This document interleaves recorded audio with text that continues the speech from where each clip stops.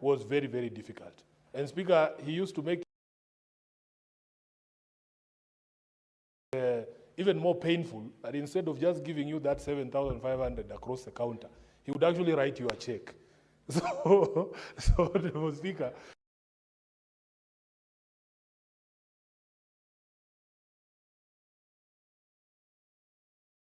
we used to just see like he just wanted to spite us some more. And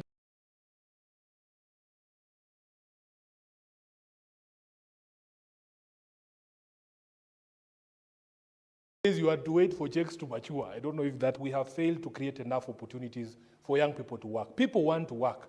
Speaker, if you saw the numbers, the sheer numbers of people who apply for jobs when an advertisement is put out, these are not lazy people who think they want to earn an easy living. They want to work for the country. It is for us as a leadership to create these opportunities for them. So even when somebody lands an internship in public service, they actually see it as a job. And they are always looking to see if they can be confirmed in those roles and to push the envelope as much as possible. Because after you finish that internship, Senator Cherargei, you go out there and there are no other opportunities for you. That is where the problem is, Honorable Speaker. So for me, really, if you talk about this amount, these ones are doing a bit better than the junior secondary school teachers. You can imagine who are earning 17,000 shillings, Honorable Speaker, a full-time salary. Surviving in this city on 17,000 shillings is almost a miracle. And when I hosted the teachers for World Teachers Day on the 5th of October, they are telling us stories, Honorable Speaker, that first of all, as a man, there's no way you can bring your wife, if you're married, to Nairobi to stay with you under that 17,000 shillings. The wife has to remain at home there, up country. And Honorable Speaker, you know the strain that it puts on marriages when there is that distance between the husband and wife. It is impossible to find decent housing. Speaker, I don't know what the global recommended amount of money or percentage you should spend, of your salary you should spend on accommodation. But at least 30%, Honorable Speaker, should go to finding new accommodation. If you did 30% of 17,000, it's just slightly above 5,000 in silence. If you speak to them, they will tell you even the rate of suicide is very high. What I want to tell them, because I know they are watching, and this behavior started with this other union, Honorable Speaker, that we were trying to push for permanent and pensionable terms. I think it was the doctors. Oh, no, the UHC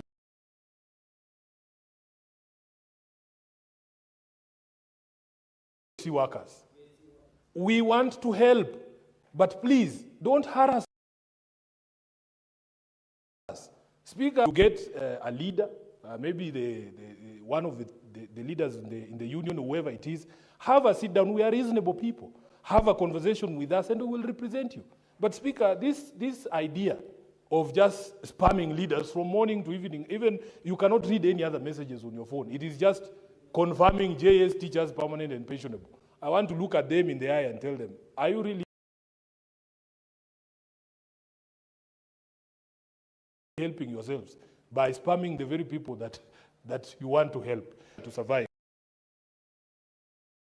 on 17,000 shillings, let alone 25,000 shillings in this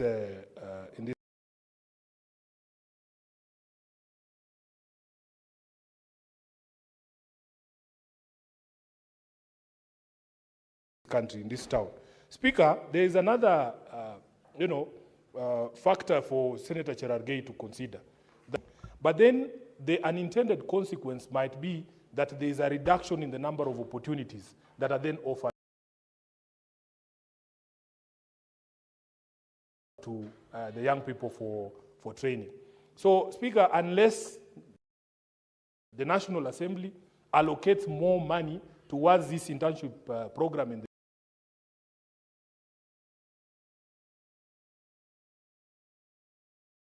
public service, it might be very difficult to enhance without having a reduction in the number of people who are offered those opportunities. Lastly, Honorable Speaker, there's something to consider that the Public Service Commission.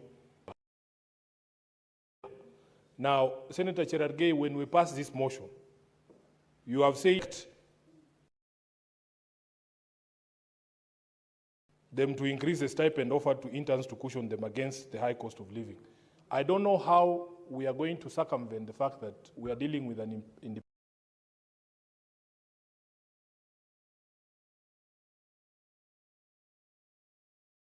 independent commission.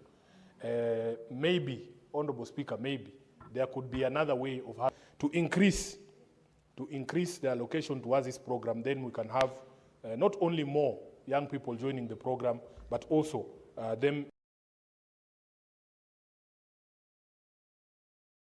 living on a proper stipend. Speaker, it is incumbent upon us as a leadership had a conversation, and the reason why I was late, Honorable Speaker, we had been invited to have a conversation with the ambassador of Germany and France, and they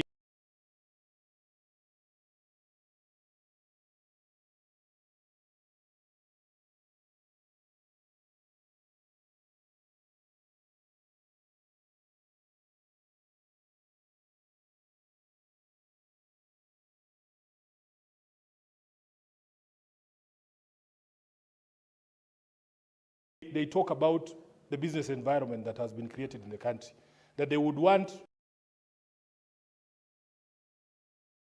does not really care as a plant where it is in the world. You can plant it in the middle of Naivasha, but there are certain things you have to put there.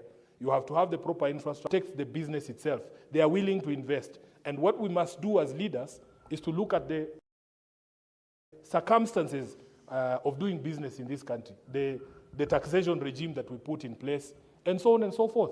And even, Speaker, as far as the dispute resolution mechanisms, one of the reasons why you see many of these international contracts have clauses for arbitration or settlement of disputes through arbitration in foreign jurisdictions is because they have no faith in the Kenyan judicial system to be able to resolve disputes. And disputes are commonplace in business. It can be a dispute about anything. So, Honorable Speaker, that is where the responsibility for leadership lies, that we are able to look at all of these things to be able to create a level playing field for all business people from across the world, and they will most definitely invest. We were discussing about even the regime that supports privately initiated proposals, private-public partnerships. The law is that we are required as a country to let the whole world know what are the priority projects for which we are seeking partnership. It should not be a secret like how we handle the airport, Honorable Speaker. It was a terrible way to handle a project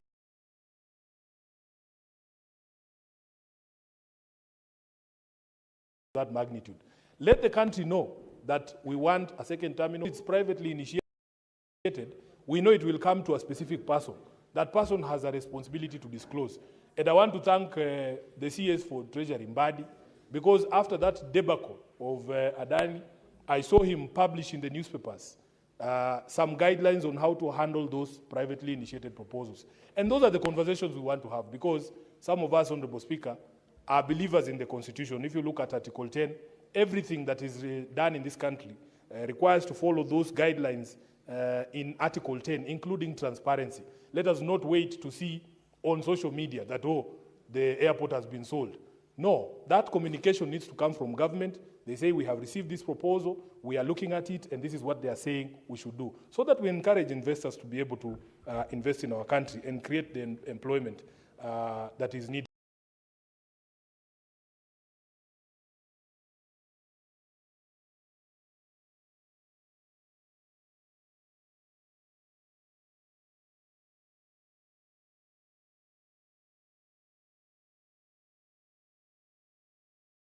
Speaker, we had a delegation here in Parliament from the German here. Ukiwa na njaa daddy today we have not eaten. And then you don't do, some of us would go to the ends of the world for our children. So the conversation we are having, even as Europe grapples with the question of immigration, the source of the problem is here. Can we create an environment in Africa, in our countries, that discourages people to go out? Even this issue of sending people out there, I don't know why anyone would be proud. Because basically, you are piggybacking on efforts of other countries to be able to create opportunities for their people. Then you say we have sent 10,000 Kenyans there. How many of them are coming here to work in businesses that you've built? That is the question we need to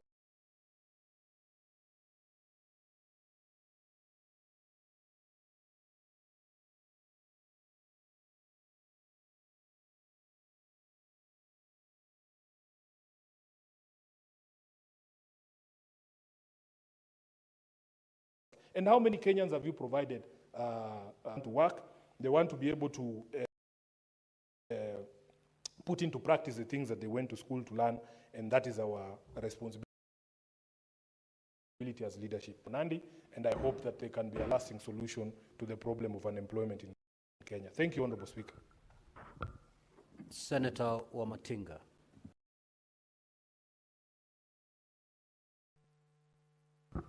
Thank you very much, Mr. Speaker, sir, for giving me an opportunity to also add my voice into this important debate. Mr. Speaker, sir, I would want to start and pick from where Senator Sifuna left it. He said he does not know how many people do really come back here. I'm one of those who got an opportunity to go through a dual system, education system in Germany. Indeed, it opens an opportunity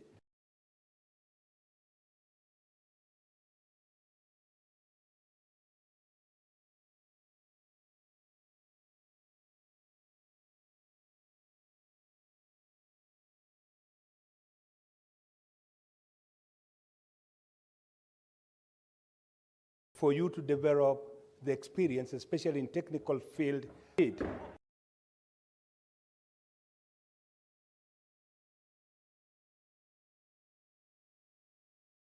I am a software engineer, diploma with Siemens.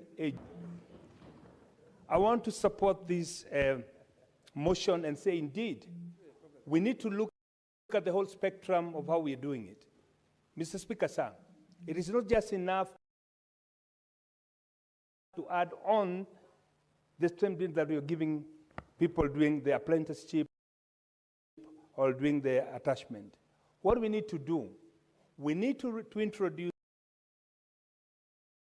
a system that encourages to do a system, especially in technical field. More in the attachment that they did learn in the university, something that has also been confirmed by Senator Sifuna, in some technical courses where you need to develop the fine feeling of what you are doing, especially in precision engineering. You need to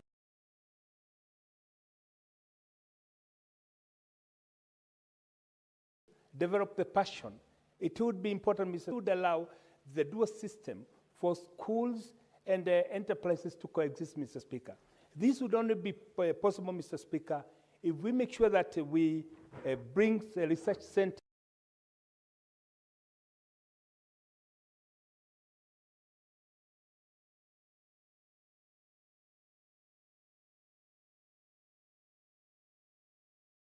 in our institutions of learning, especially higher learning, and then we give them the opportunity to indeed mitigate some of the costs that we incur through this apprenticeship. Mr. Speaker, indeed, this country has continued pumping over 1 million graduates into the market.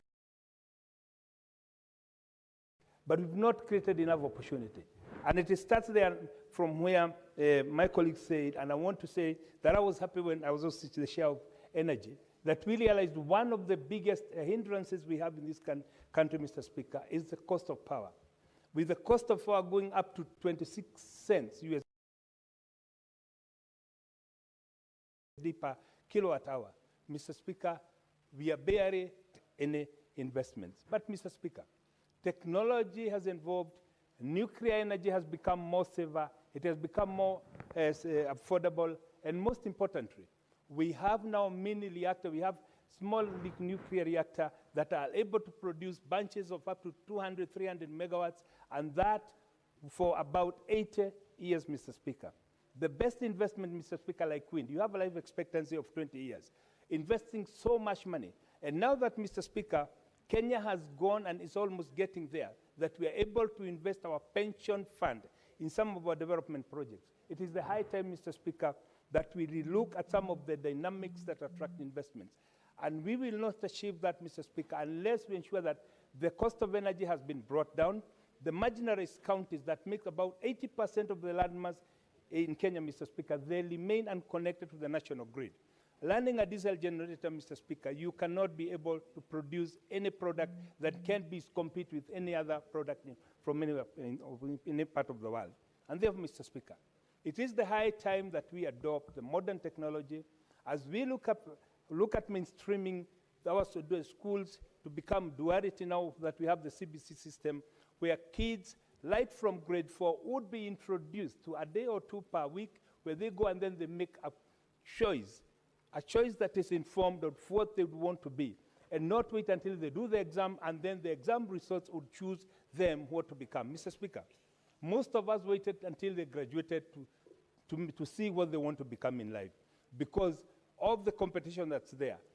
We were not, and we did not have the luxury to make a choice right from kindergarten. I would want to become this and that, and they would get an opportunity to visit those kind of industries, those kind of service providers, and indeed make their decision and affirm that that is what they want to do. Mr. Speaker, that is the only way that can ensure that we are able to absorb the ever younger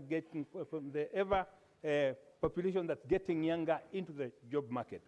But Mr. Speaker, we must also realign ourselves with the changing technology. We must also be able to leverage the way we do things with the Internet of Things, so to align it with the production, because artificial intelligence, as much as people may not want to agree with me, it's going to become as an important product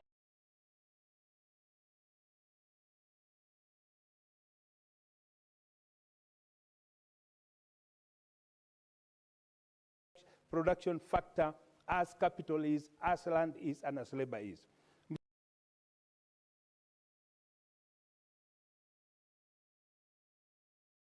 Speaker, if we do not address the issues of power shortage we have, with a spending reserve of less than 10%, Mr. Speaker, there is no serious investor that's going to come to this country.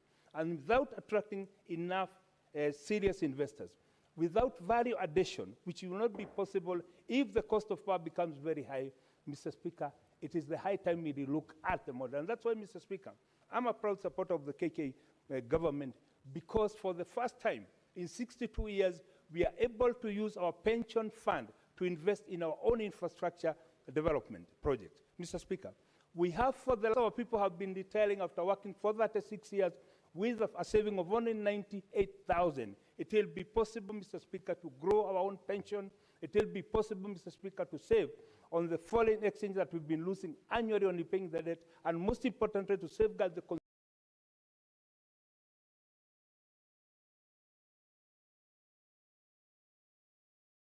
consumers from the fluctuation of the hard currency.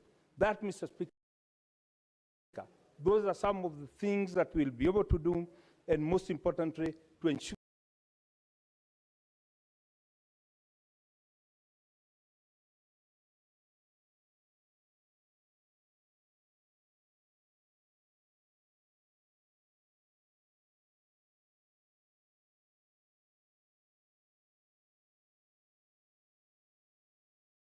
that as we move the younger generation into the next phase where they'll need to move this country and make this country a developed country, we must relook at the way we are doing our things. And therefore, I want to thank Senator Shelagay for this wonderful motion, but I want to tell him, yes, indeed, there are a lot that needs to be considered, and one of the things that we need to be streamed. Thank you, Mr. Speaker, for giving me an opportunity to also add my voice to the motion by Senator Cherage on this internship program by the Public Service Commission. Mr. Speaker, from the onset, I must say that the millions of young people that have left schools and colleges and are not engaged, to give them an opportunity to choose career paths and sharpen those career paths that they choose. The Speaker,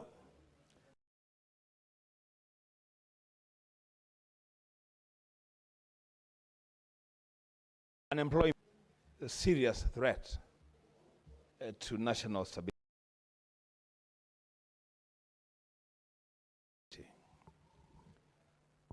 I have a different way of looking at engagements with the young people, especially in major cities.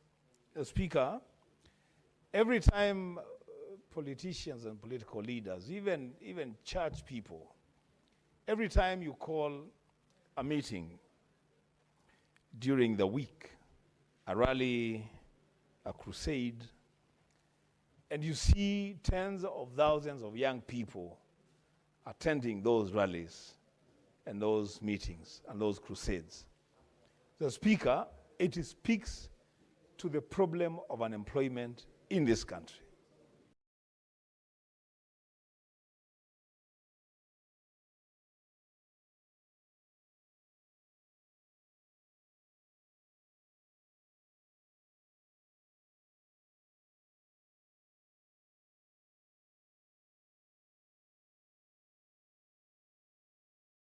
It speaks to a situation where we have young people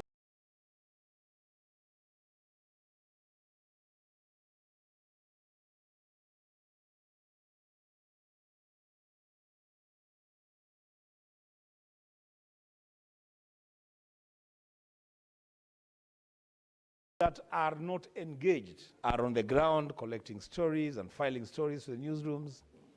But when it comes to recognition and reward,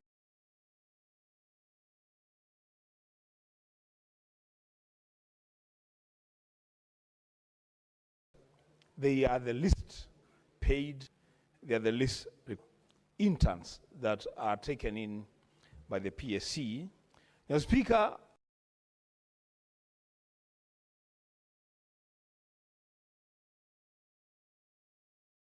I would want to add a voice.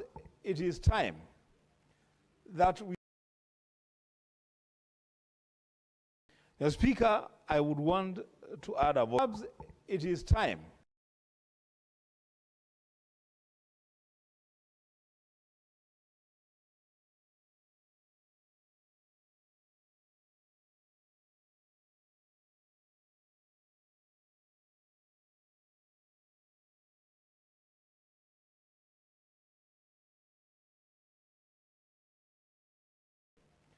that we begin to ask youth in a proper way to ensure that we create opportunities for young people to prosper and to be engaged.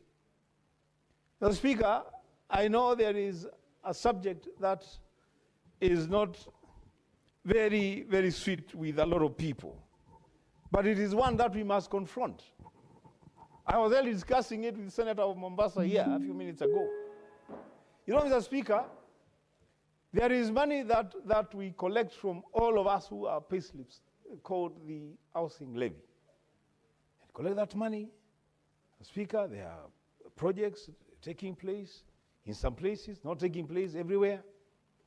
But the most agonizing thing, Mr. Speaker, is to be told that that part of that money has been invested in treasury bills. Mr. Speaker, let me say this.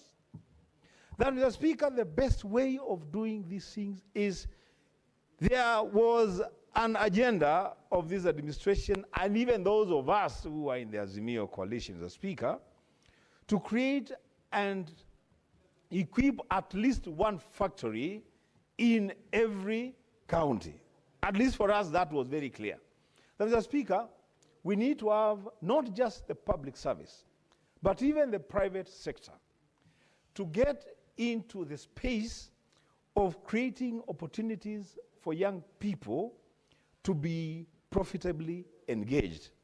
Mr. Speaker, this program, as rolled out by the Public Service Commission in 2019, as I said, it is a good program. But there are opportunities and there is room for improvement in this program, Mr. Speaker. In this way, seeing as it were that we have so many young people out there who have graduated from schools and colleges and they are not engaged, Mr. Speaker, there is an opportunity to make it mandatory that every institution of government must create avenues for internship for young people.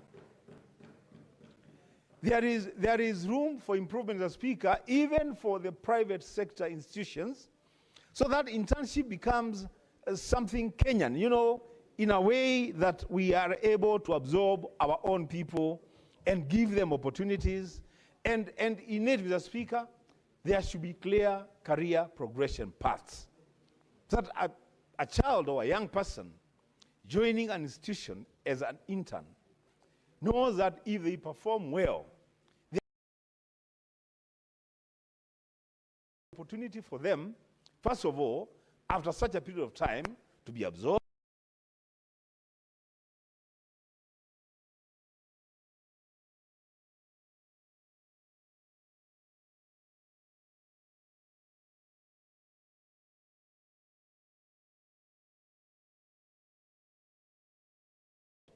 in the job, and secondly, to progress through the ranks of that institution, that organization, even the top level in that organization. So, Mr. Speaker, the pride that I see some of us take in saying that we have sent X number of young people to do jobs in Asia, in Europe, in the Middle East. Mr. Speaker, that is something that we should not be proud of. We are exporting young talent, energetic young people to go and help other economies to grow and prosper.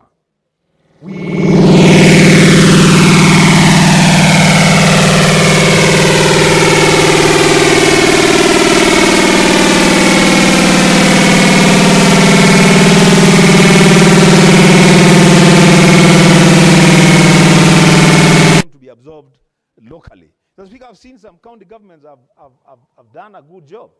There are some county governments that are running youth programs, absorbing X number of youths in their counties, giving them opportunities to undertake important roles in the development of the counties, and at some point, after a period of time, they train them and tool them to invest.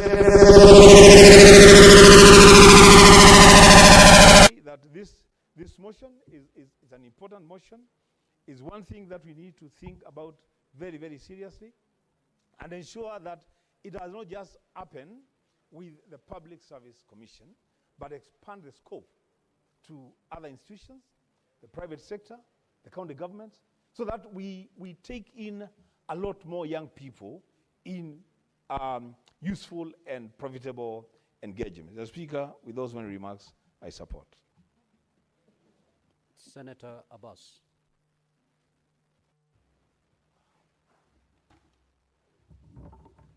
Thank you, Honorable Speaker. Honorable Speaker, first and foremost, I want to thank Honorable Sergei. Honorable Sergei, actually, most of his motions are welfare issues. I want him to keep up, actually, because always, where we go, different parts of the country, we learn new friends, we learn new skills. Actually, what you learn in class and what you learn in the field is actually, what you learn in the field is more helping and more practical. Honorable Speaker, one thing I've seen is now that this country, so many students are now exiting the university. Now that the system now has been changed, the CBE and the CBC, I don't know. Things have now changed that, and then we'll have millions of Kenyans who are exiting the universities. Now grade 9 to the university again. And we expect more and more young men to be going to universities and then remain again unemployed. Honorable Speaker, I think we need to change even our programs. We need to change our policies. One thing that we cannot always be looking for only a job in an office. We must also be skill-oriented. Technology must have been improved. As rightly said, we must give avenues for the people to do job, self-employed. Honorable Speaker, one thing I have seen is actually most of the Kenyans are only looking for a job to work in offices. One place that is so untapped is actually in the agriculture sector. If you look at this country, currently we are becoming we are becoming only consumers. We are importing food from our neighbors and from outside. Honorable Speakers, millions of money is given as relief to drought-stricken areas every year, and that food comes from outside this country. And then we see chunk of lands that have been left idle.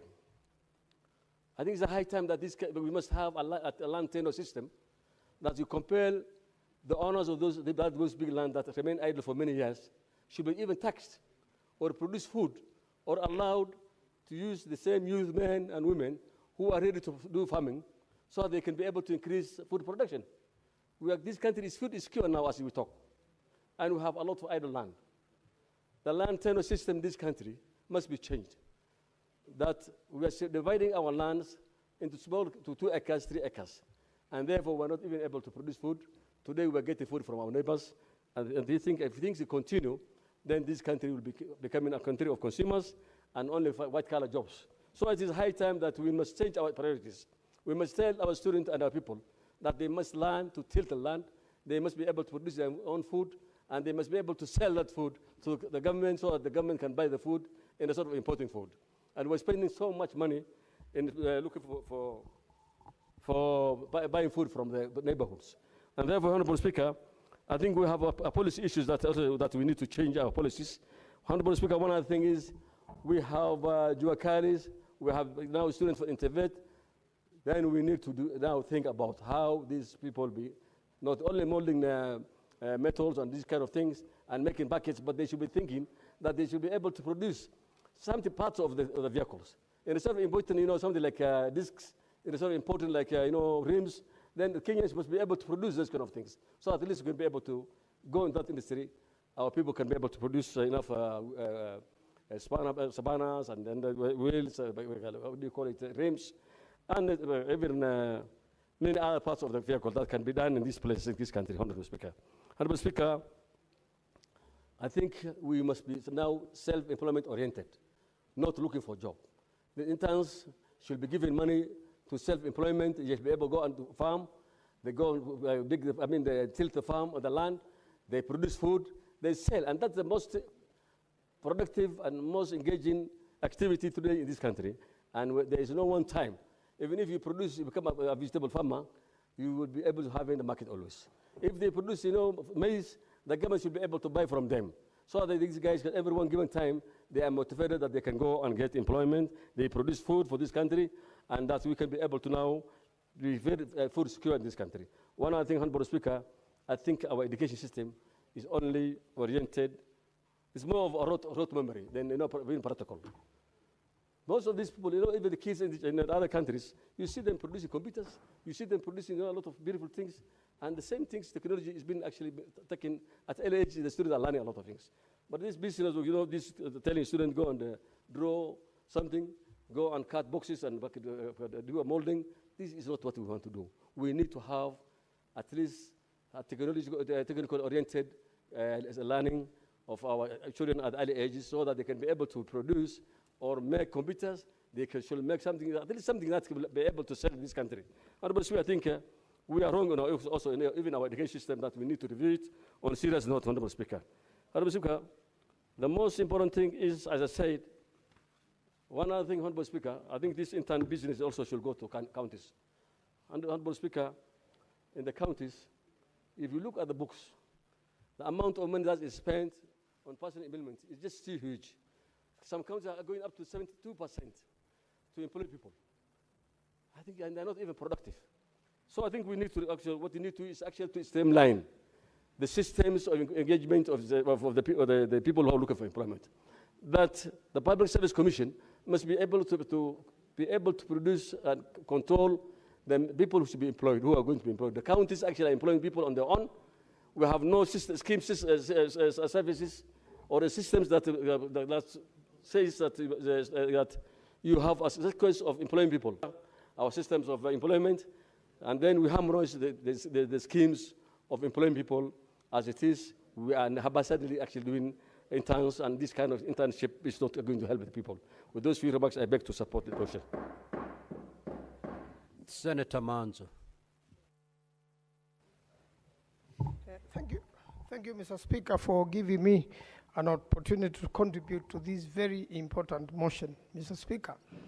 Mr. Speaker, the young people in this country are very aggressive, and most of them are very aspiring and look forward to a big picture. and a big future. But unfortunately, Mr. Speaker, the trouble we have now is world over with young people and with opportunities. Mr. Speaker, the idea of internships is very good.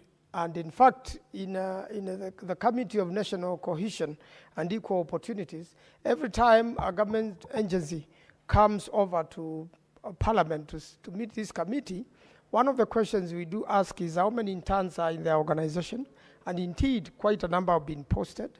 We also find out what is the distribution of these interns in terms of ethnicity and also regional balance, to make sure that when interns are posted, then you are able to pick and balance the country and give an opportunity at least to a young person.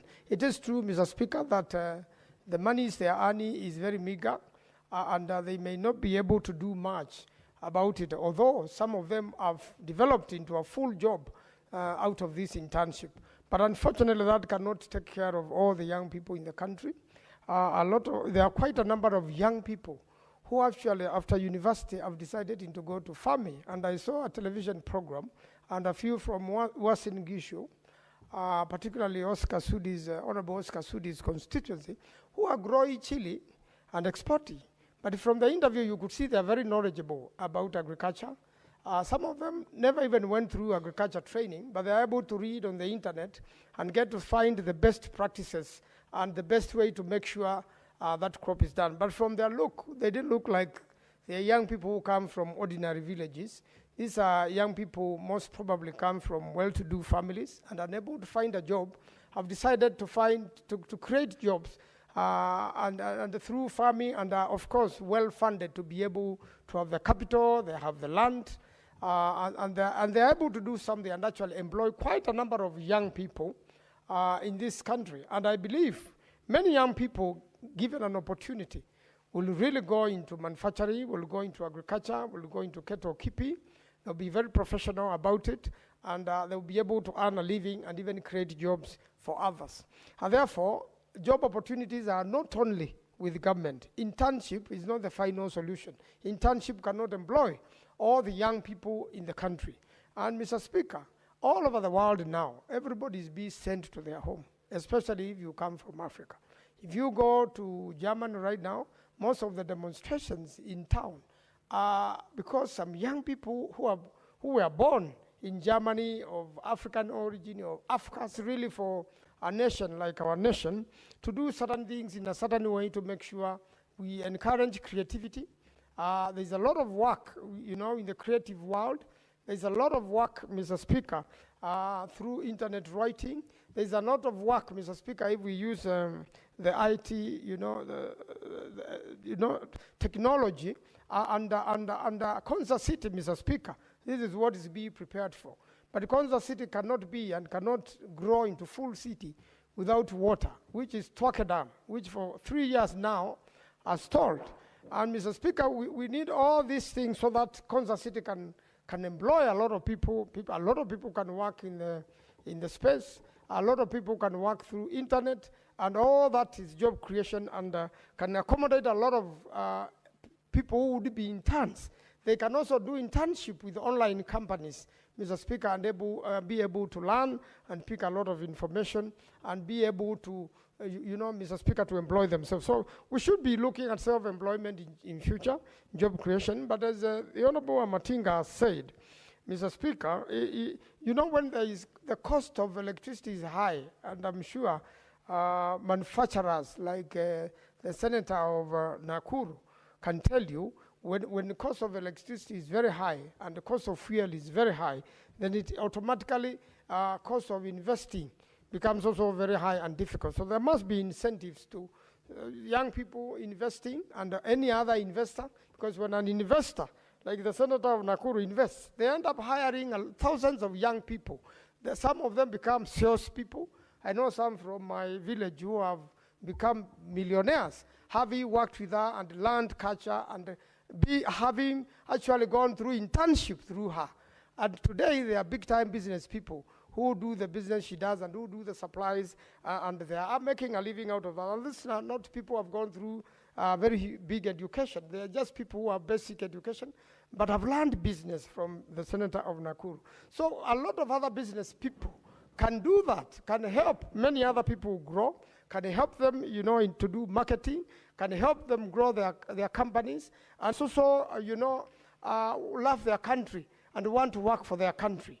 Mr. Speaker, we should all love our country, and one of the best ways people love their country and build their country so that their country builds them is through voting.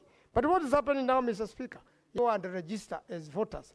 I am expecting them when the IBC opens that they are there so that they can be able to vote and change the nation and live what they want, so that some of them can participate in election and come to this parliament, come to Senate. But unless you register as a voter, Mr. Speaker, how will you ever become a senator? Unless you register as a voter, how will you become a member of National Assembly? How will you become an MCA? How will you create change? So, Mr. Speaker, there is also a need for change of attitude with our people, because 90% of success, Mr. Speaker, experts say, comes and originates from the attitude one is adopting. So, Mr. Speaker, there is a lot of growing depression in the world. You have seen what is happening in the Sudan. You have seen what is happening all around us. You have seen what is happening in Russia, Mr. Speaker, after the war with Ukraine. Some of the young people are going home, mentally disturbed. Those who have participated in the war with the national corporations.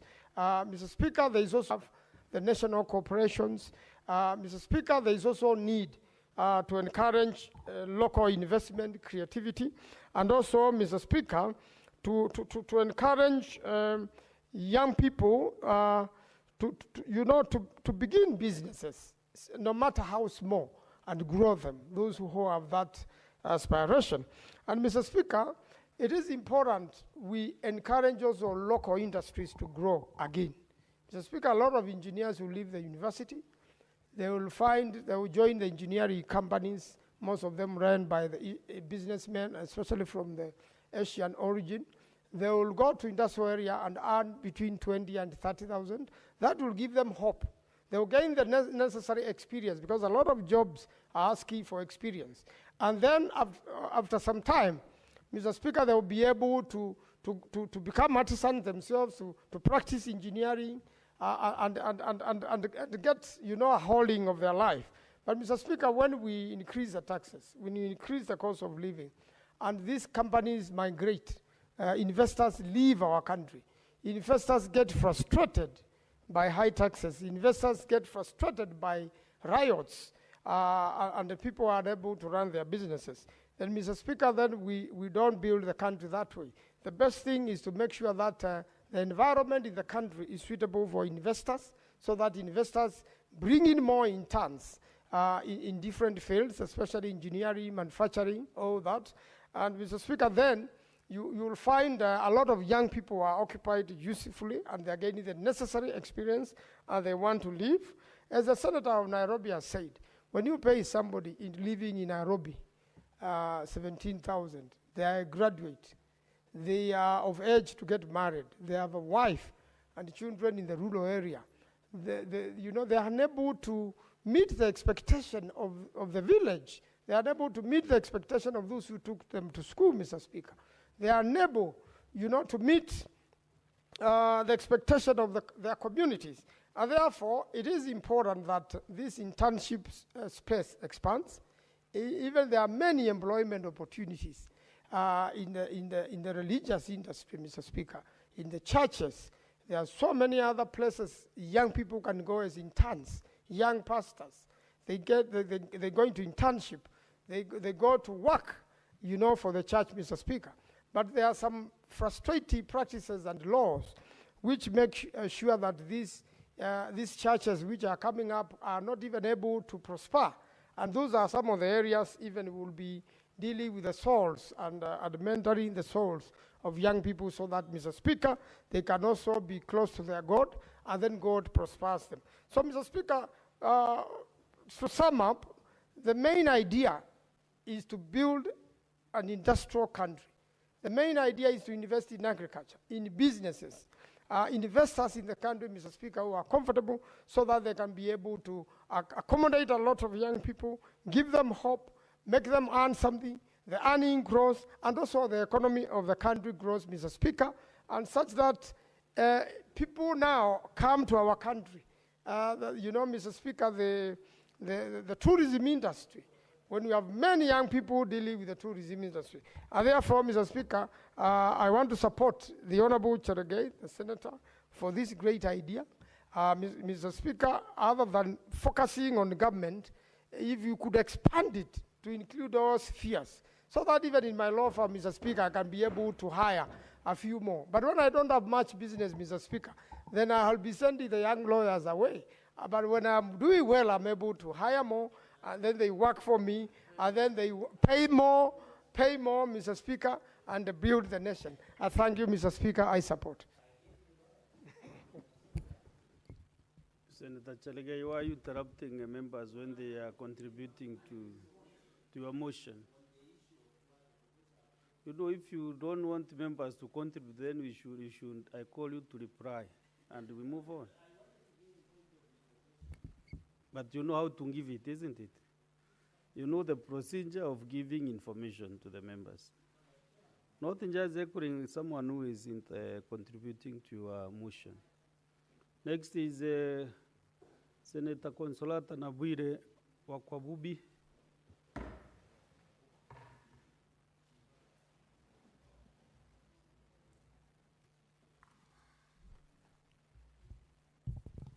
Thank you, Honorable Speaker, for according me this opportunity to contribute towards the motion. Most of the issues have been tackled, but I'll have a rider to what the 4 senators have presented.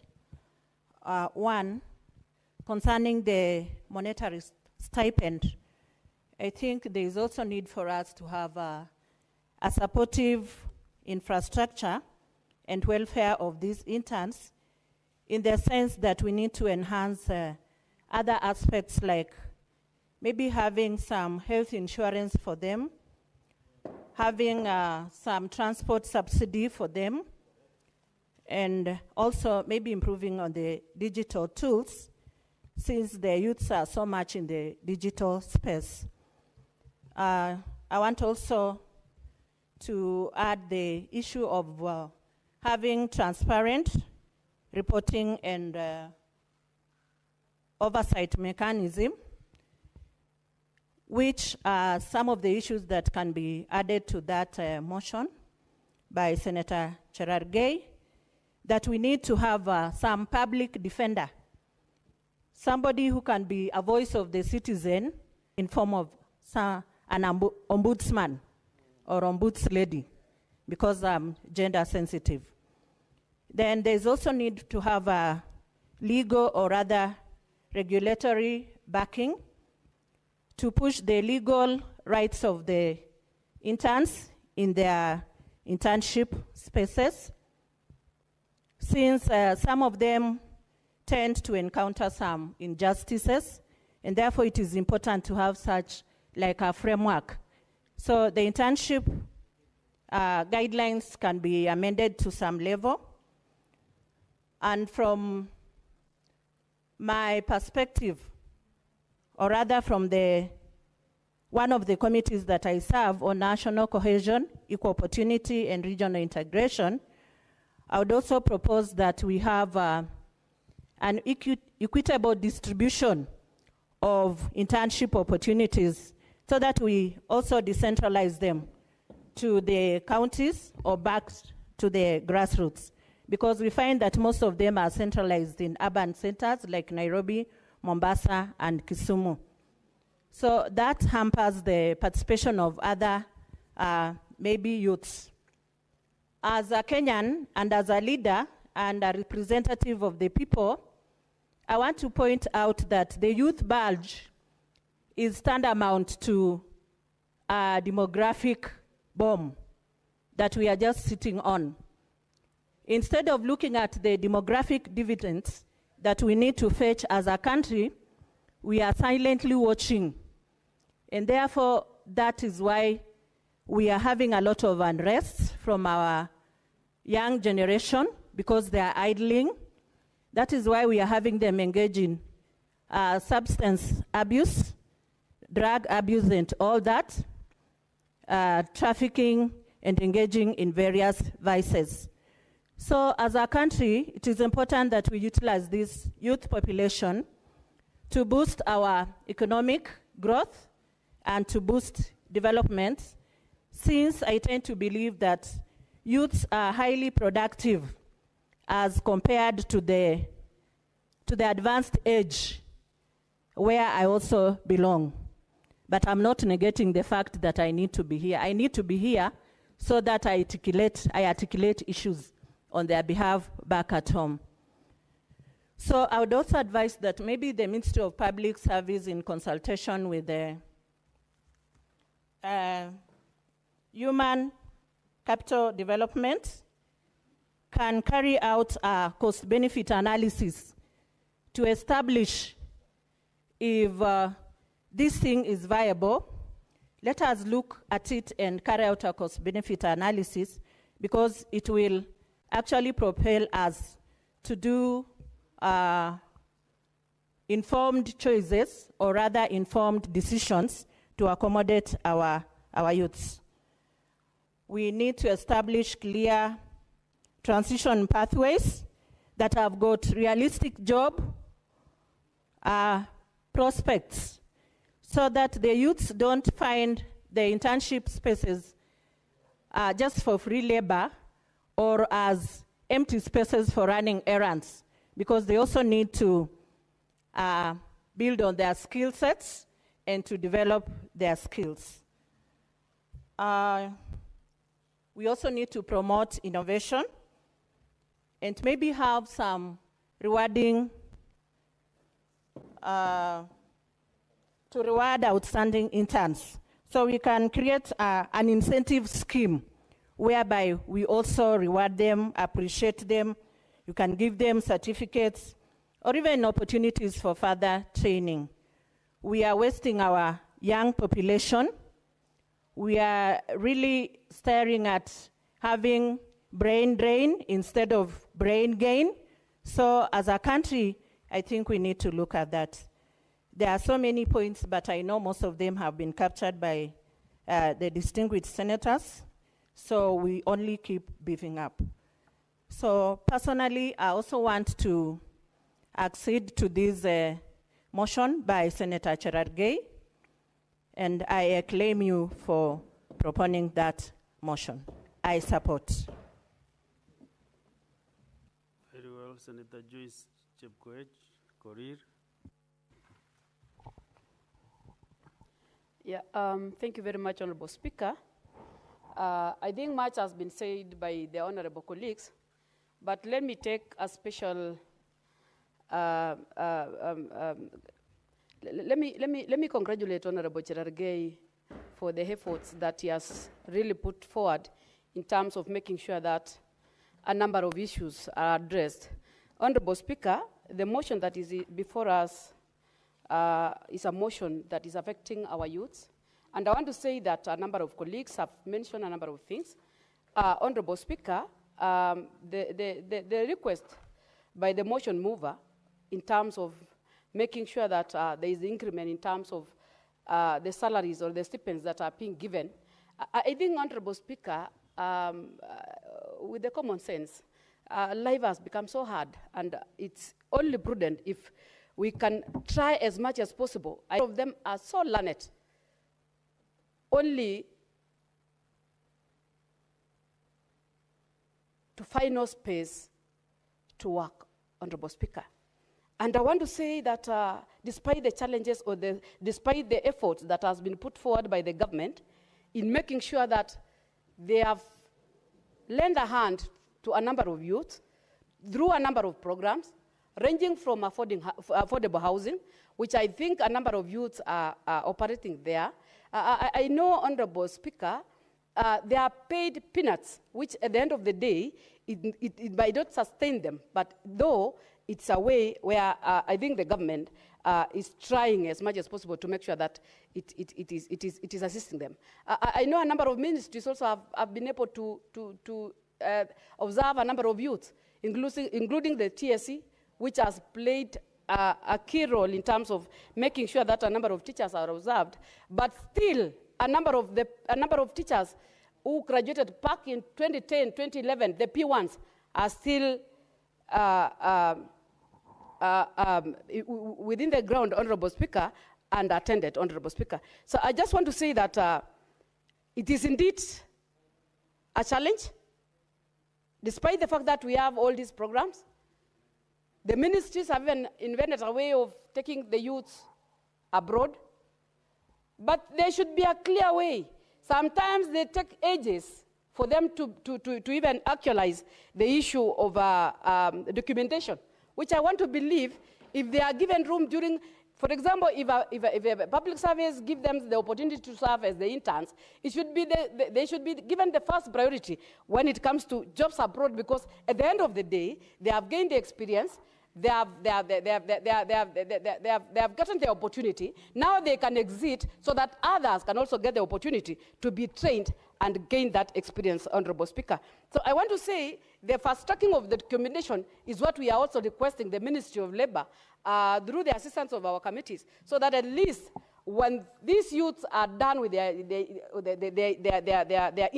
induction or the internship, at least they can be able to transit to the next place, because there is no need of them just being given the opportunity to serve for 3 months, and then they just come and furnish again within the villages. So I think it would be prudent for us as a government, to make sure that at least there is a proper transition of these interns to a better place. And not only that, Honorable Speaker, I also know there are a number of programs. For example, the Nyota program that is trying to assist those who have not even gone to schools. I know it's a challenge. We don't know, of course the government is trying to make sure that at least there is some engagement with the youth, but I also want to believe that it is always prudent for them to be taken through some induction, so that even if they are going to be given these monies, they will be able to utilize and make sure that it changes their lives, Honorable Speaker. Honorable Speaker, there are a number of youths that are stressed in this country, and they have even engaged in drugs just because they just want to avoid the responsibilities, because the responsibilities are so much compared to what they are earning, Honorable Speaker. I want to say that I will also encourage the government to really try, especially the Minister of Trade, to really try assist the investors in terms of the requirements, so that at least we can have a number of investors who can assist us and develop a number of factories that can also allow our youth to really be employed and earn their daily lives. Otherwise, Honorable Speaker, I just want to say that it is good that we also have funds that also enables our youths to do the innovation and do their developments, like the Youth Fund. We have the Hustler Fund, which I don't know how far it has gone. This was a fund that was established also, which was supposed to assist our youth, but I know a number of them could not even could not continue because of the challenges that is that they are getting because of lack of inductions, lack of room to also be given opportunity to learn from those who are well established, Honorable Speaker. Otherwise, I just want to say that I support this motion, and I request that maybe we go further in terms of making sure that we allocate the budget so that we can allow the CS to really implement and make sure that our youths are really attended. Thank you, Honorable Speaker. Next is Senator Mofayagata Yamwenda. Speaker, I have been around for some time. I thought maybe I'm a bit forgotten. Honorable Speaker, this is a well-thought motion by my good friend Senator Cherargei. It's a motion that touches on a number of issues that are bedeviled in the country right now. Honorable Speaker, as much as the Public Service Commission is doing a great job in absorbing these young people as interns, much more needs to be done in this country. We are sitting on a very serious crisis as a country, because I think unemployment is a menace which is eating into our society every other day.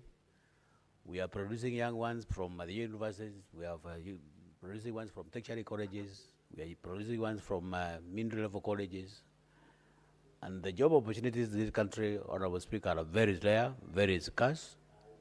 It's a matter that means a lot of dispensation, it's a lot of discussion. We need to have a very serious conversation as a country on the future of this nation as far as unemployment is concerned. Honorable Speaker, I am shocked.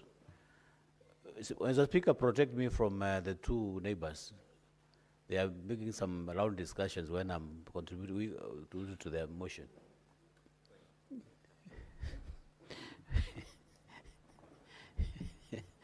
Honorable Speaker, when I looked at the stipends that are paid to these young people in terms of interns across the board, the PSC, the Teacher Service Commission, I don't know how those minds brought up those figures into being. How do you expect somebody to survive in Nairobi with 15,000 shillings in this current situations in this country? Honorable Speaker, it is very pathetic that a government agency, for that matter, would sit down and decide to pay a graduate 15,000 shillings or 7,000 shillings for that matter in towns like Nairobi, towns like Mombasa, or any other big town for this country, even in the rural areas, because I think the living standards across the country is just the same, whether you're in Nairobi, whether you're in rural areas. I think people have embraced modernity.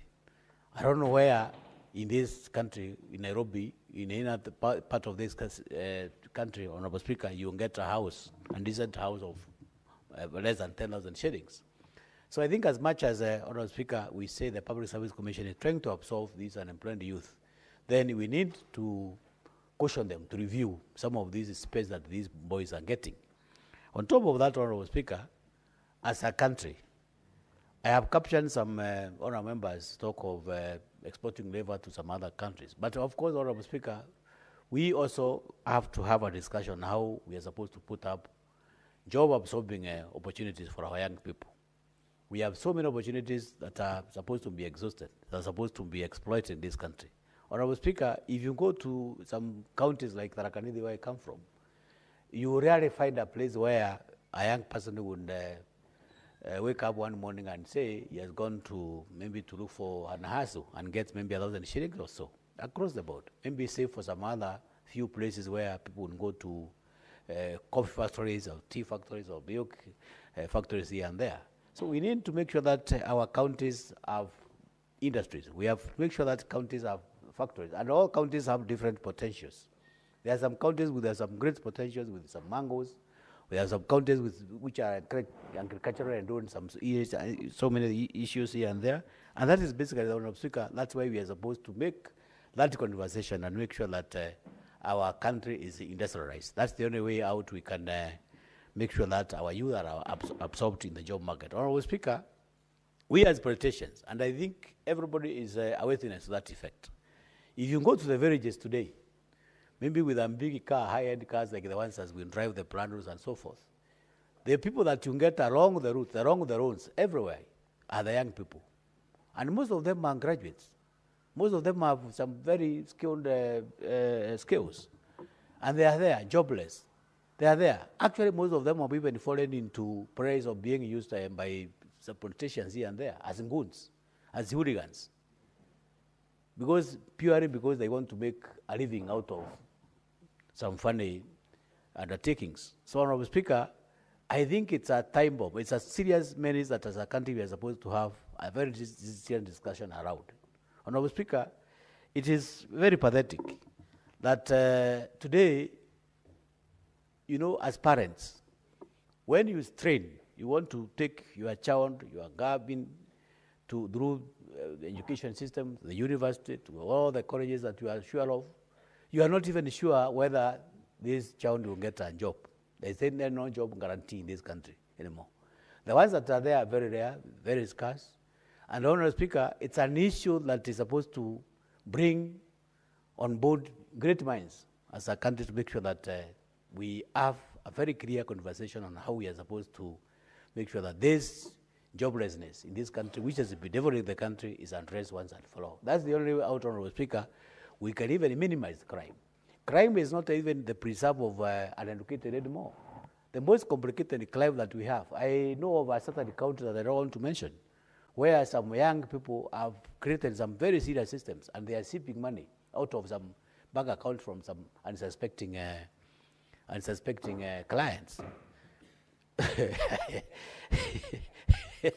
So, Honorable Speaker, you know, I don't want to, Honorable Speaker Saragay is trying to disrupt me, he's trying to give me some directions. I don't want to take his directions. I know what he's talking about, but I don't want to mention any county, Honorable Speaker, but I know of some a certain county in this country where we have experts, some young guys who have been to school. Yeah, they are there.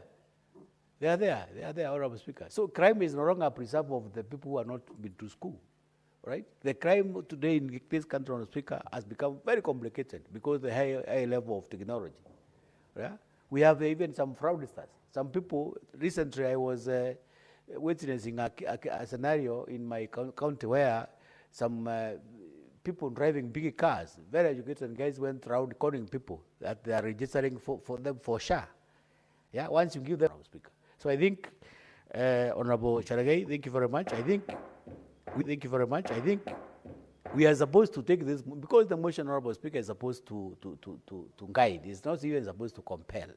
You know, Honorable Speaker, we can have a very wide the interventions, very wide discussions about the motion, but that motion may end up finding itself in our dustbins here, without even finding its way to any government and for that matter. So let's not do these things in futility. Let's make sure that this motion now graduates into even a bill. So where the bill is supposed to be compelling some of these institutions to make sure that we address. It is very shameful, Honorable Speaker. 60 years down the line, we are still struggling to make sure that even we cannot even feed our young people who are out of school.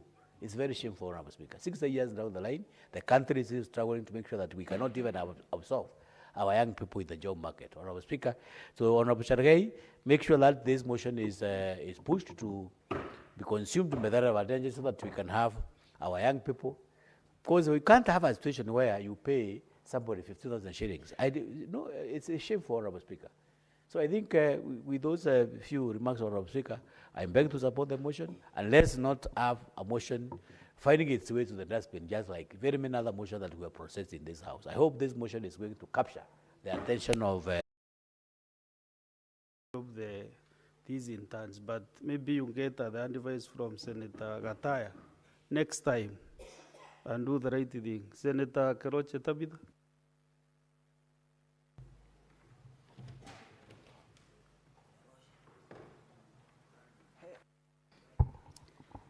Thank you. Thank you, Mr. Speaker, sir, for giving me the opportunity also to support this motion brought by Senator Cherangay. The Public Service Commission, I want to take this opportunity to congratulate the Public Service Commission for providing internship opportunity to many of our youth in various government departments and agencies for a period not exceeding 1 year. I agree. This program has provided practical experience to graduates and enhanced employability. I want also to thank the private sector, because I know also they've been providing this internship opportunity to many of the youth, to many of our youth, and they've been doing it freely and getting money from their pockets. And I think my next move would be to ask the Public Service Commission to partner with the private sector to ensure that we get more numbers of our youth getting the internship opportunity to enable them get the practical experience to be able to get to their next level. I know our government, Kenya Kwanza, is working very hard, headed by our able President, Dr. William Ruto, is working very hard to ensure that he transforms this country. We've seen a lot of things happening in the country, and one of it is the housing, where it's providing a lot of jobs opportunities to our youth. But after the internship, I think the Public Service Commission should be worried that after the internship, where do these youth of ours go? So as our president is working very hard to transform this country, my wish is he continues supporting the local entrepreneurs, creating that enabling environment for even foreign investors, local investors, to ensure that after internship, our youth can get jobs opportunities. Without job opportunities, even these kids of ours, when they get that internship, and the day they are told to go home, I think psychologically they are affected to know that they've gotten the practical experience they were looking for, and they are now better people, this country. They stand a big chance to be employed, but when they walk around the country, they don't get those jobs available or the opportunities. So our president, being an entrepreneur, I know this country has many entrepreneurs. All they need is just to get that opportunity so that they can expand and ensure that the job creation is available in our own country. We need to create job opportunities for our youth. In our manifesto, I know it was to industrialize this country, and it is doable. It is doable. I don't know whether Senator Joyce has left. He talked of the Nyota program. You are around. The Nyota program is just for the people who are not educated. It is not meant for the people who are not educated. It is for everyone. So I want to talk to the youth. They take the opportunity that is provided by the government, the 50,000 shillings they can start a business with. I think by now the youth knows that the white-collar jobs are no longer available. We need now to become more innovative so that they can create jobs. They can be job creators, but not job seekers. And I think what the Kenya government is trying to do is to provide that opportunity with the Nyota to ensure that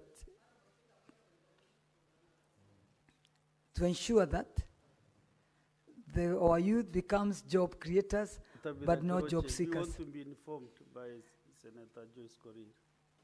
She wants to inform you something. I don't know whether she wants to inform me. Are you interested to be informed? A Yes correction. or no? Maybe you can correct it after I finish. Yes. Yeah, just correct it after I finish. Yeah, because for me, it's on how the government is doing all it can do to ensure that our youth now become job creators, but not job seekers.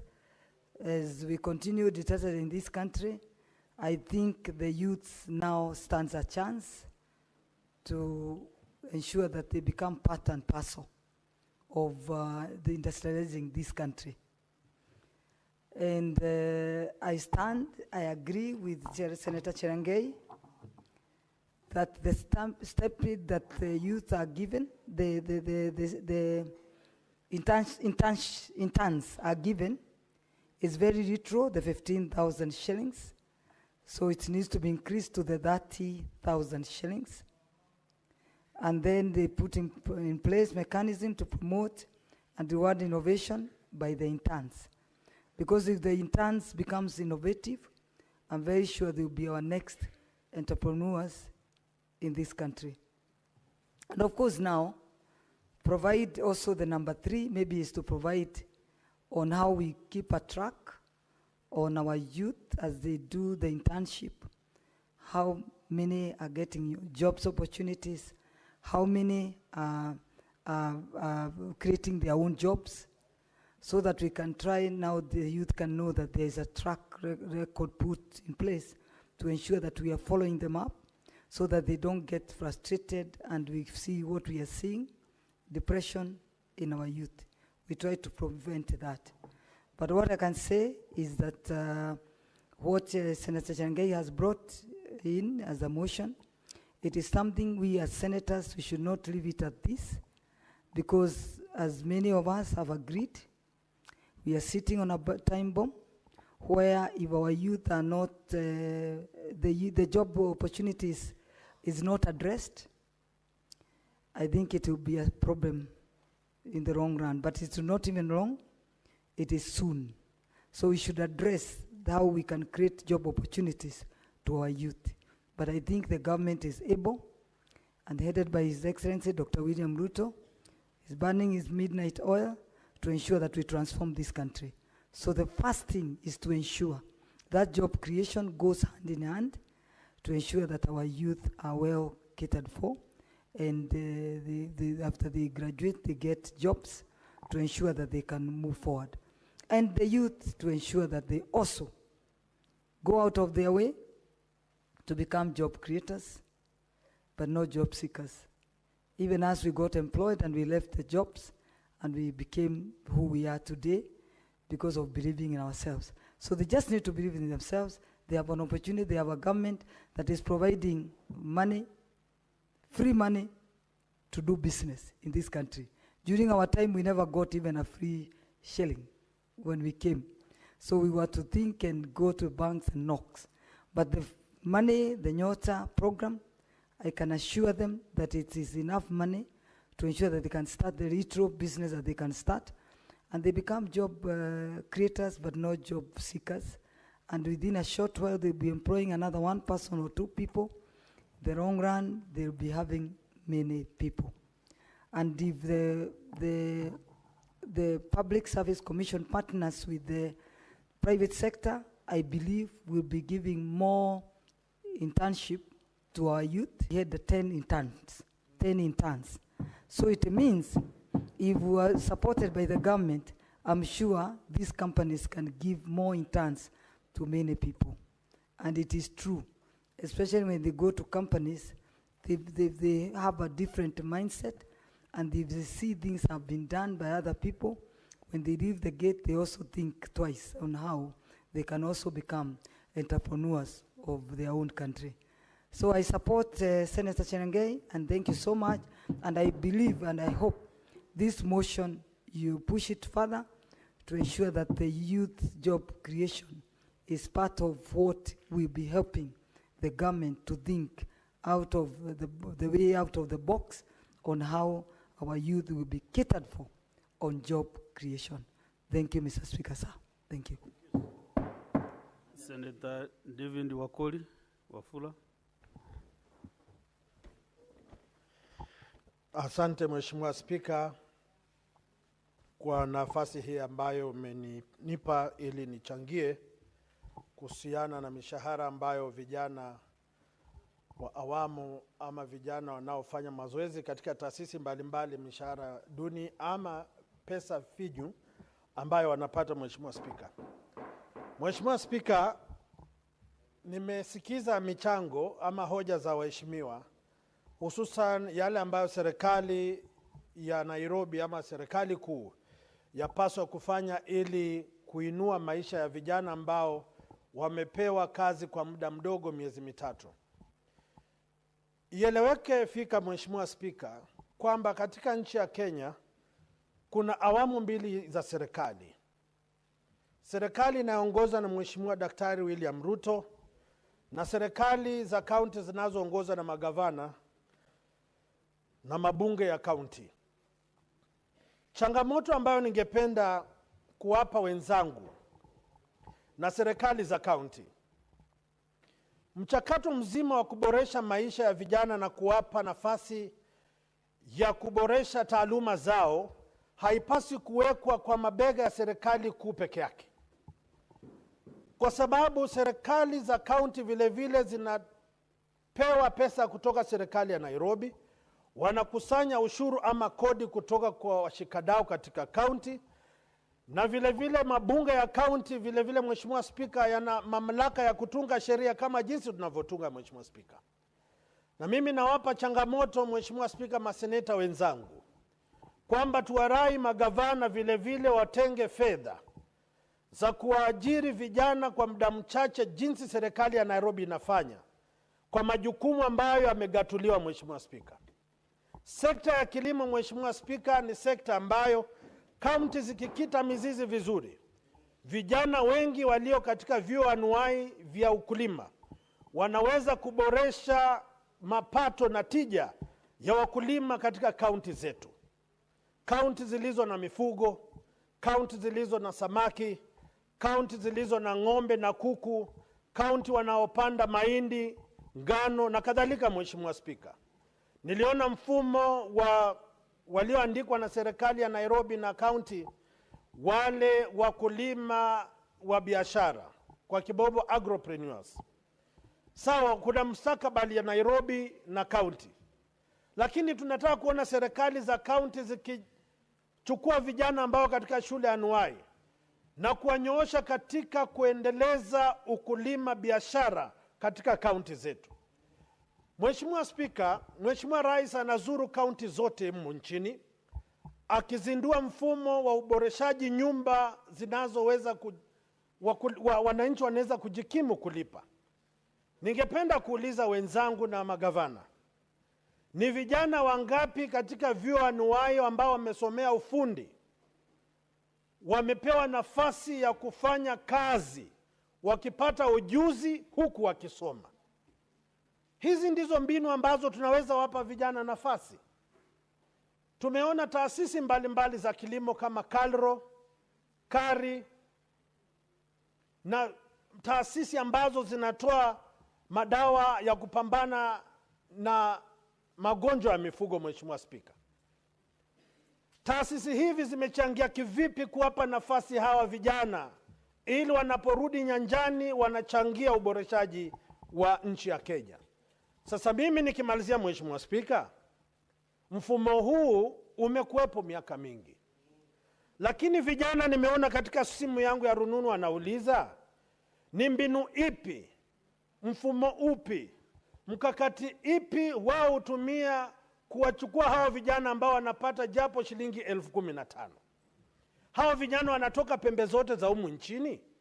Iwapo sisi wote ni wa Kenya, vijana hawa wanasema wanapochapisha majina ya vijana hawa wawe sura ya nchi ya Kenya, kwamba vijana kutoka bonde la Ufa wawepo, vijana kutoka kwetu Ingoo kule Bungoma wawepo, vijana kutoka Nyanza wawepo, vijana kutoka Turukana na Mombasa wawepo, ili wote wanapofanya kazi katika taasisi za serikali waweze kujua kwamba nchi ni moja na nafasi zipo kwa sisi wote kujenga nchi pamoja, lakini isiwe kwamba wanapokutana ni kama indi moja katika jangwa lisilo na mmea wowote, Mheshimiwa Spika.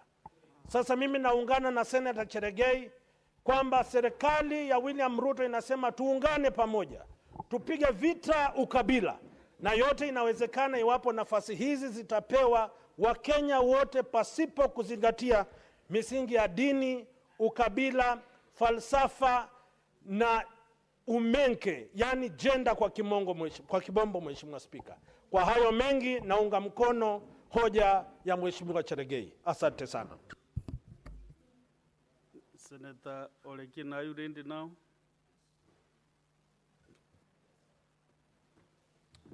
Thank you, Mr. Speaker. Mr. Speaker, I rise to contribute to this motion, which, in my view, requires a complete transformation and complex policy shift from the current one, Mr. Speaker. And when we talk about a comprehensive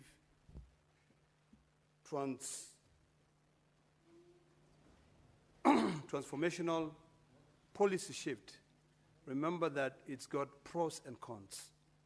The questions that we must ask, Mr. Speaker, is that since this program was started, to be able to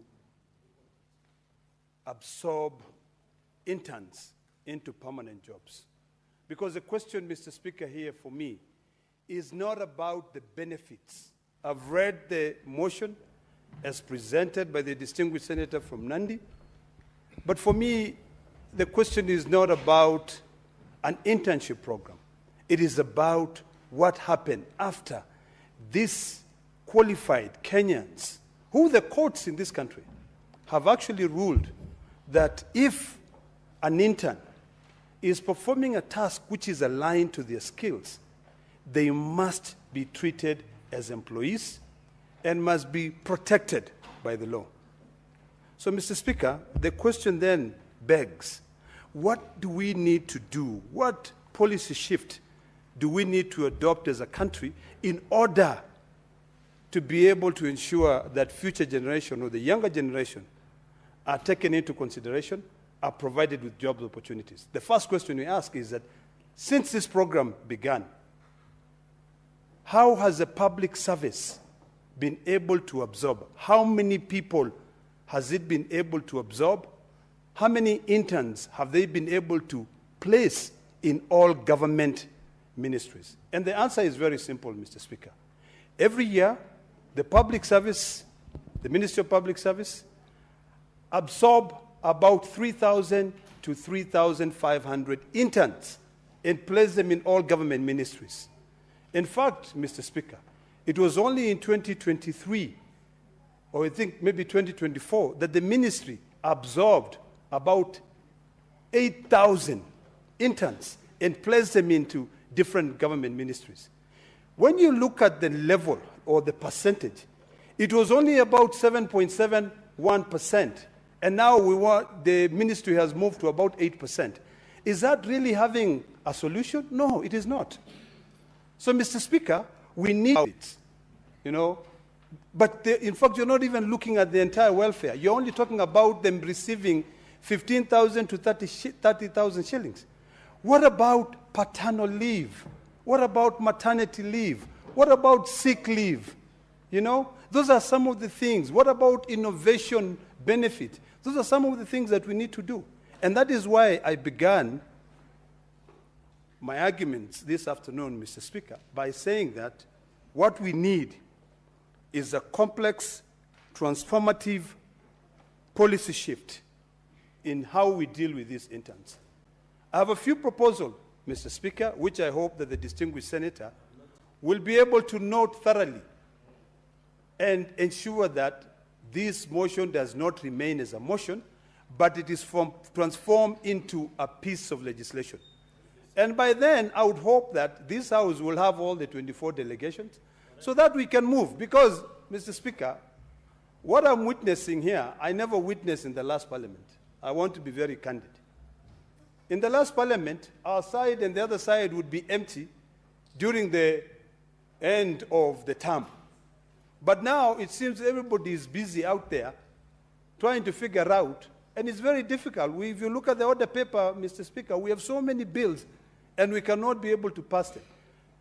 The proposal that I want to put on this motion are as follows, Mr. Speaker. Currently, and I hope the distinguished senator will give me an ear and my colleagues would listen to this. Currently, the Kenyan government has proposed a tax incentive to the private sector, where the government will give a rebate of up to 50% of the salaries paid to private companies that are providing internships to young students, young Kenyans who are graduating. That is the path that we need to take, Mr. Speaker. Government will not be able to solve this problem. There is no African country that has absorbed all interns. It is not possible. The government is not an employment bureau. The government should make it easy, should create an enabling environment for the private sector to be able to create jobs. So, Mr. Speaker, one of my proposals would be that the distinguished Senator Cherargei from Nandi County should not only look at a review of the guidelines of the public service, but to propose a complex transformation of the policy on interns to guarantee jobs. And that way, the only way that the private sector will be able to play ball is if the government comes in with a tax incentive. Let's say, currently there's this program, I hope people know. If a company employs up to 10 interns, takes in 10 interns, they can receive up to 50% rebate on the salaries that they pay. We need to be able to encourage. You know, Mr. Speaker, the day I become president of this country, and that day will come, is a day when we'll be able to practice what we preach. Because today we don't practice what we preach. We preach and preach and preach and forget that yesterday we said A, B, C, D. We have to scan our horizon, our current horizon, to see what is going wrong. Come up with scenarios, build scenarios, and ask ourselves, what if we did this? And the scenario that I want us to build here today, Mr. Speaker, is what if the Ministry of Treasury comes out there during the budget days and reading the budget and says that private sector, you will receive a tax rebate if you employ or if you take in interns to be able to end unemployment.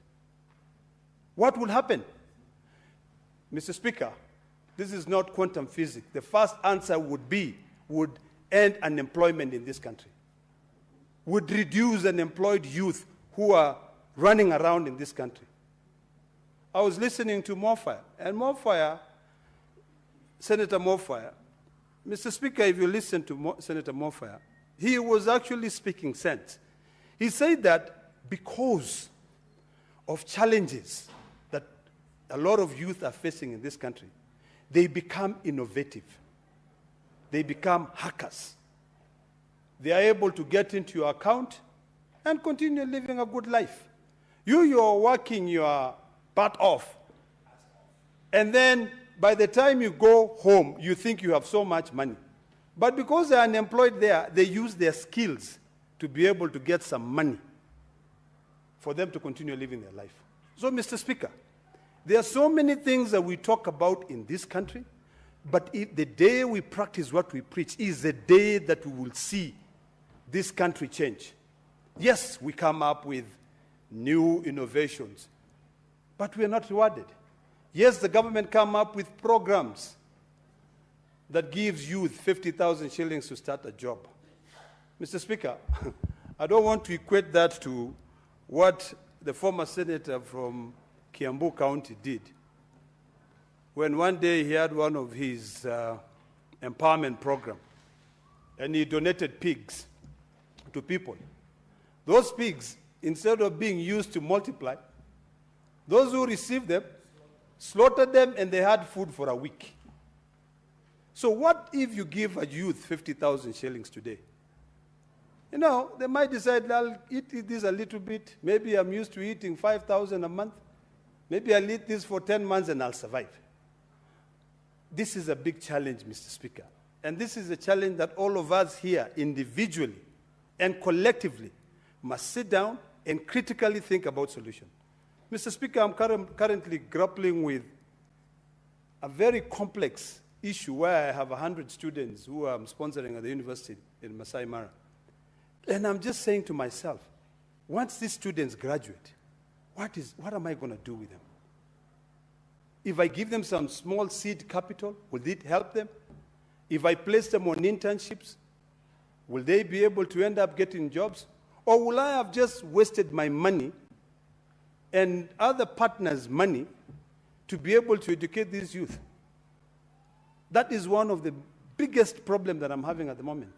And when I see these motion, the only thing that I can think about, Mr. Speaker, is coming up with a legislation, not a motion, that clearly identify a path to full employment, cognizant of the fact that government is not an employment bureau. Mr. Speaker, as I end, I just want to give some certain statistics which are important. That since 2019, this program has only placed 25,200 interns, an average of about 3,000 to 3,500. The absorption rate has only been about 7%. What happened to the other 93%? Are they wallowing in poverty or in debt? So we need to be alive to the fact that it is very, very, very difficult for the government to be able to absorb all these interns. We must review the guidelines, Mr. Speaker, but not only before we develop a legislation, if we can be able to implement fully, we need to review the guidelines to include the following, Mr. Speaker. One of the concerns that the distinguished senator is having is interns who are in Nairobi, Mombasa, Kisumu. Well, what about those ones who are in hardship regions, Turkana, Narok, Nandi? You know, we need to think thoroughly and critically and think outside the box and say, it is now time for us to review this policy and include, number one, sick leave, number two, paternal, number three, maternal leave or maternity, and most importantly, align the interns with their skills so that they can be market ready. That is critical, Mr. Speaker. When we were interns, I worked as an intern at the European Business News in London. And the first thing I did was to make sure that the newsreader who was reading, I would print the news and take the news to the newsreader.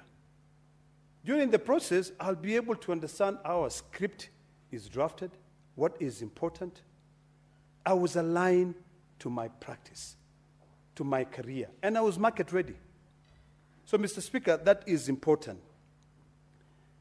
It is also important, Mr. Speaker, that once we are reviewing this policy, to develop a standardized recruitment process that is very clear, that it will be able to provide equal opportunities for everyone. There are young people who need just an attachment. Mr. Speaker, just add me 30 seconds, I finish my word. An attachment. This attachment, unless they know you, unless they know the senator, they cannot be able to get. So, Mr. Speaker, I support this motion, but I do hope that Senator Cherargei will take the advice we've given. Thank you, Mr. Speaker. Senator Ezena Remaratian. Thank you, Mr. Speaker. And I rise to contribute to the motion by the Honorable Senator for Nandi, Senator Cherargei. Mr. Speaker, as the youth senator, I cannot afford not to put my word across as far as this motion is concerned. And I want to agree with my colleagues that there is a need for a policy change in this country. But even most importantly, there is a need for a shift in mindset. Why do I say this? Mr. Speaker, interns go through a lot, and most of them are actually breadwinners. Most of our youth working in the government offices, in various government institutions, are breadwinners. And I'm sure if we were to rank countries, the level of depression of the young people in countries globally, Kenya would rank among the top. This is why you see them very, very much aggressive on social media, aggressive on the streets. It's because of the level of frustration that our young people are going through. Mr. Speaker, we need a shift in mindset in our country as far as the administration is concerned. We need to think about programs and projects that will create one of the largest agricultural producers across the continent and globally. We have a very good climate. We have a very good soils. We have enough rainfall in most parts of this country. We have enough land, Mr. Speaker. And if we are able to convert these idle, huge tracts of land into agricultural fields, into plantations, we are able to secure the future and the future of our country as far as food security is concerned. It is so painful when I see sometimes that we have to import maize, we have to import some agricultural produce, when in reality, many of our young people are sitting idle. And these are hardworking people, because I know most of the youth right now are late millennials and Gen Zs. These are people who are very hardworking and can get into business. Mr. Speaker, I have just come back from Ethiopia, and we realized that Ethiopia has beaten us as far as agriculture is concerned, because we were there with our Agriculture, Livestock and Fisheries Committee. There is a policy in Ethiopia that the administration has put in place that, that restricts land fragmentation. And what is the consequence of this? The consequence is that we have enough land for production, and citizens are constricted into planned housing development. And once you put citizens to live at a certain place, we have enough land for people to produce. And shockingly, Mr. Speaker, in Ethiopia, agriculture is making up over 50% of the country's GDP. Now you tell me, how much would Kenya make, given that we are gifted in everything? We have minerals, we have the manpower, we have brains. Our youth have brains. They are able to spur development in this country and take us to the next level. Mr. Speaker, I also believe that the government has done quite a lot as far as trying to reduce the level of unemployment in this country. But who is talking about it? Who is marketing what the government has done? How many people are talking about the programs that are put in place? Who is this bridging the gap between the government and the youth? Because there is clearly a huge gap.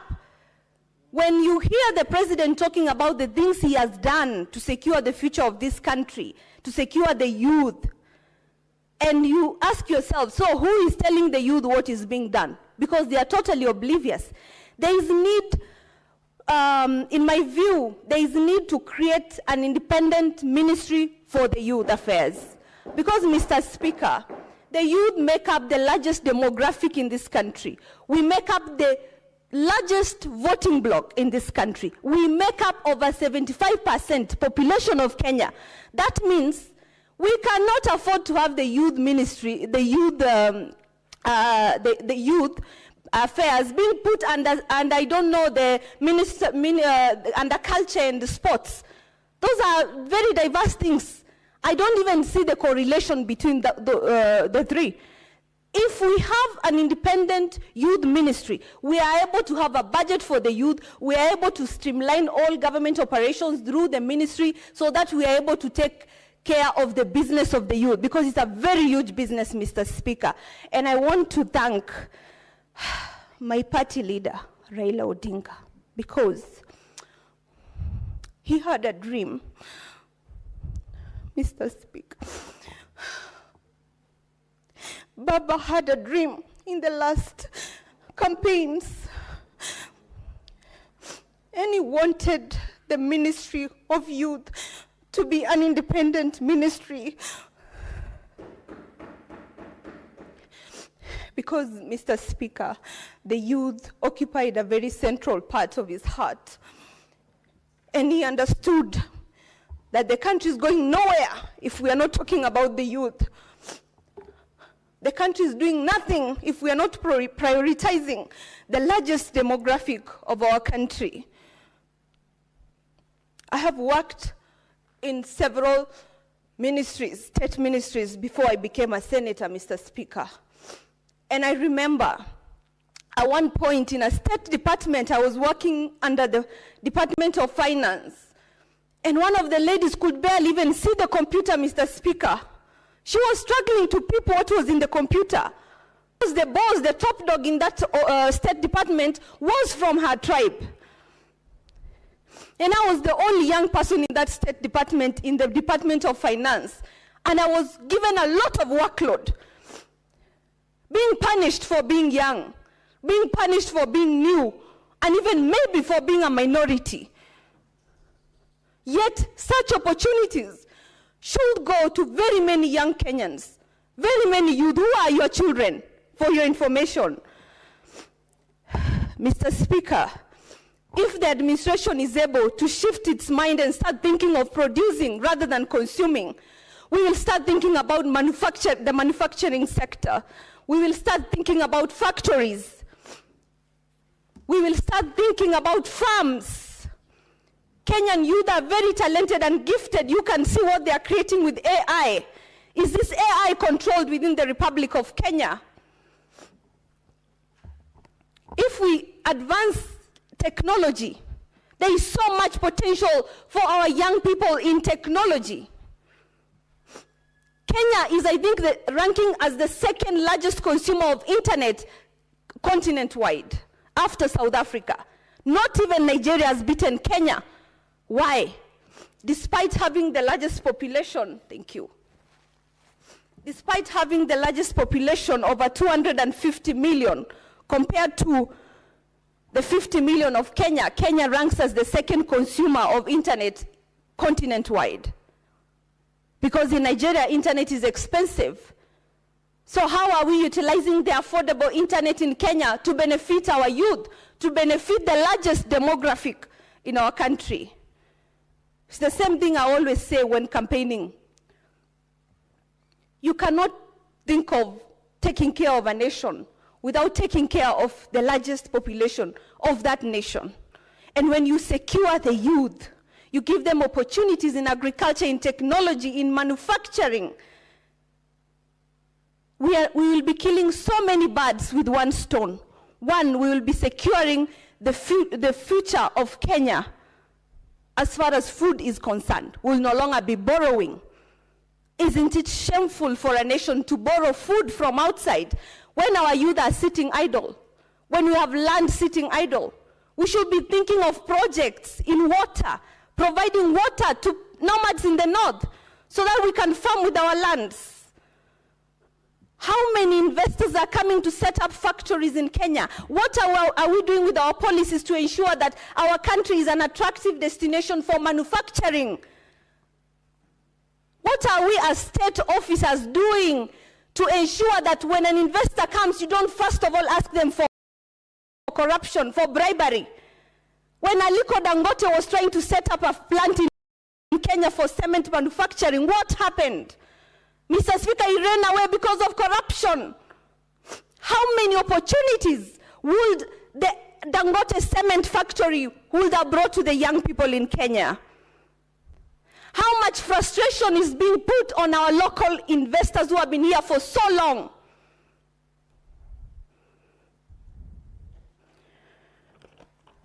Mr. Speaker, there is a need to start thinking of our youth as our children, as people deserving of a decent life, a decent wage bill, decent employment. There is need for NYS to be made mandatory, and these young people paid something while they are in school. If you look at all the nations that have developed since the time immemorial, their story of success and growth has been rooted in investing in the future of the youth. Look at the West African countries that have just gone through a coup. These leaders have taken initiative to invest in agriculture, in manufacturing. I have seen Burkina Faso relaunching its airline for the first time, Mr. Speaker. While Kenya, we are sitting here being a nation that has developed years ago, but we are still being defeated by small nation. How much are we producing to be able to borrow for loans, to be able to borrow? Personally, I'm very embarrassed to borrow something when I know I can actually get my hands in the mud and get it. I have sold pancakes and mandazis because I couldn't get a job in this government, because I did not know anybody. When I speak for the youth, it's because I have lived and walked this journey. And this was like 6 years ago. It was not long, Mr. Speaker.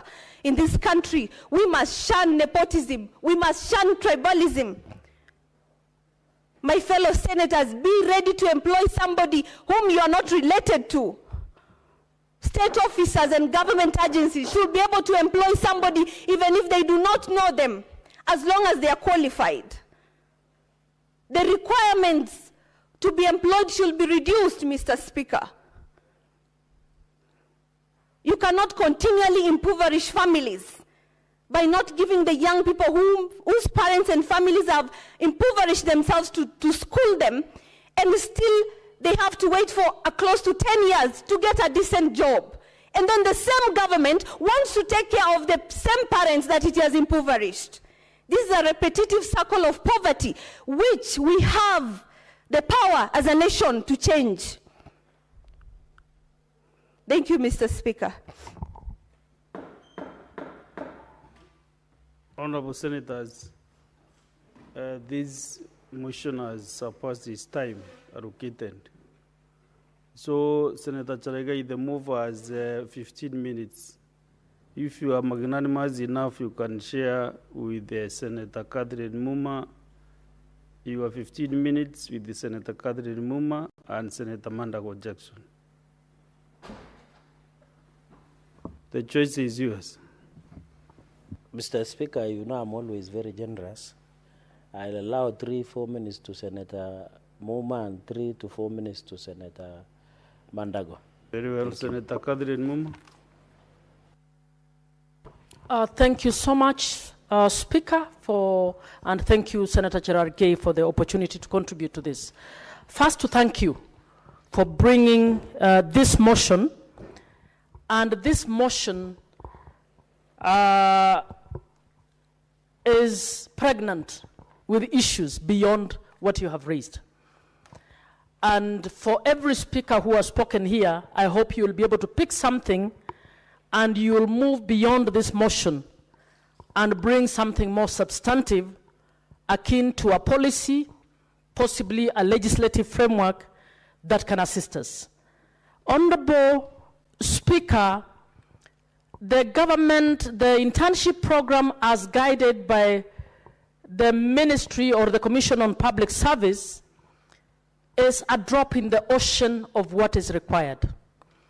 If you look at the numbers that have participated in this program since 2019, you are talking about possibly less than 2% of what is required. Now, internship is not always, I don't think it's already 3 minutes, surely. Surely, what are you trying? Now, internship is not necessarily after qualification. You will notice that in most universities, nearly all, internship is a pre-qualification requirement. What you do not know, or what many of us do not appreciate, that we have many students in this country who have never qualified, got their degrees, because they never got an opportunity to intern. Many, many of them.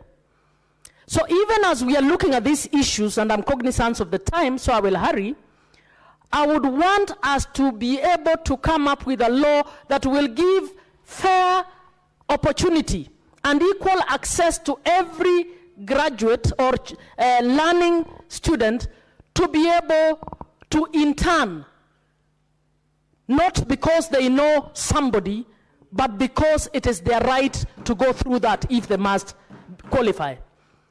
Honorable Speaker, for this to happen, we need a deliberate cooperation between industry, private sector, and the universities and the tertiary institutions. But even as we do so, there is a second issue in terms of abuse of internships.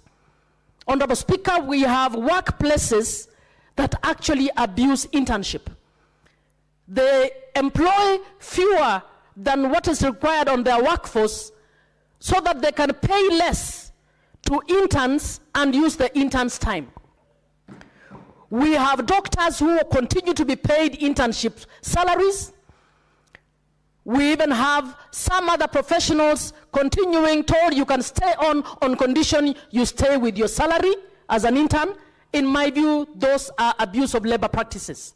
So if we do this law, we must also be able to protect interns who are vulnerable from workplaces that want to abuse their resource to enrich themselves. Honorable Speaker, as I said, there is an even bigger problem. If we use last year's graduated students, 2024, about 1 million left O-levels. And only 300,000 were uptaken in the tertiary institutions and universities. We have a whooping 600 and something thousand who have not been taken in any tertiary institution, and we have idle VTCs by governors. And Senator Hezena, you will be sad to know when we met with Samburu, Samburu has only one VTC that was built in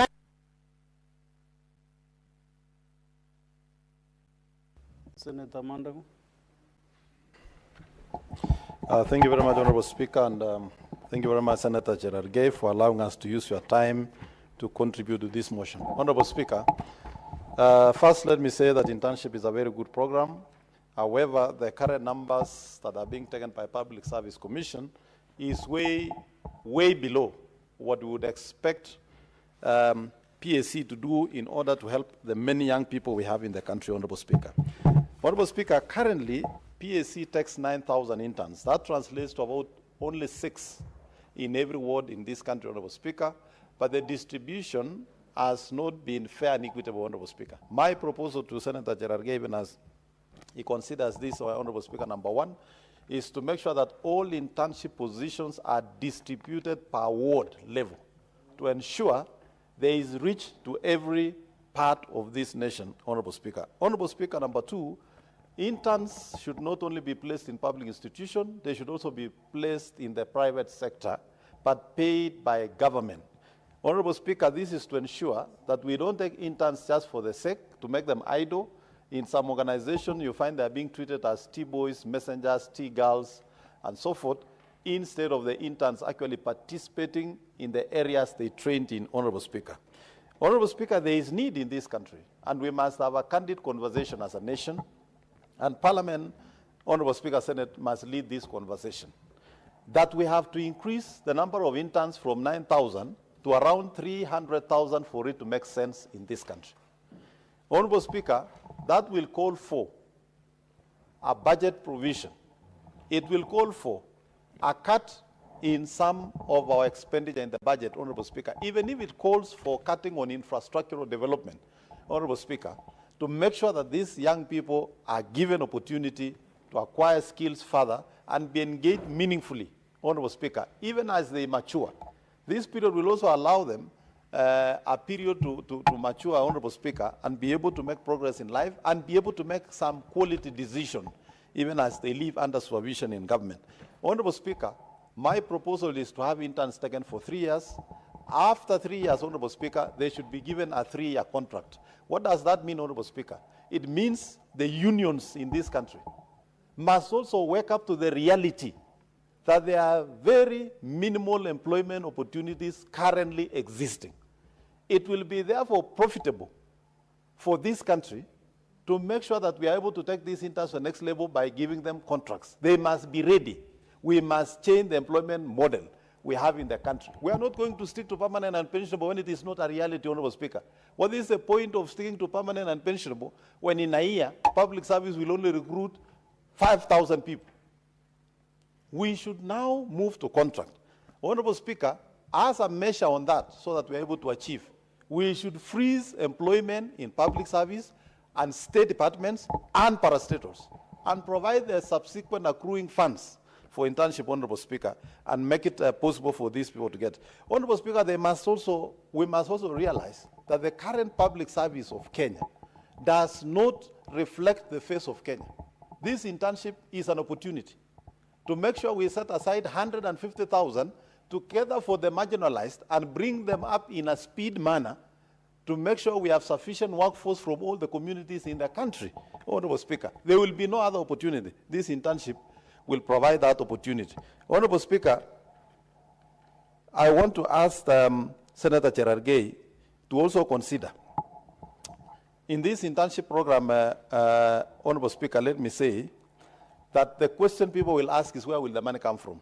I have proposed, Senator Cherargei, we must consider a cut in the money we are spending on roads. There is no need to do a tarmac for everybody to go to.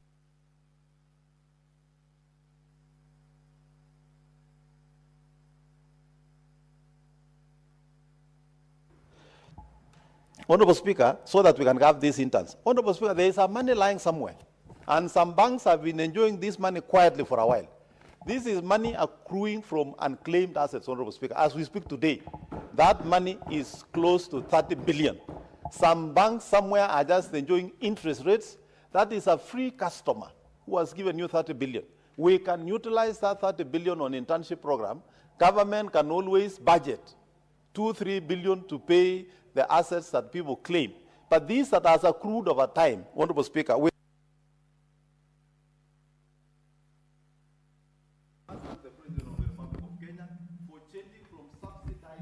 consumption to subsidizing production.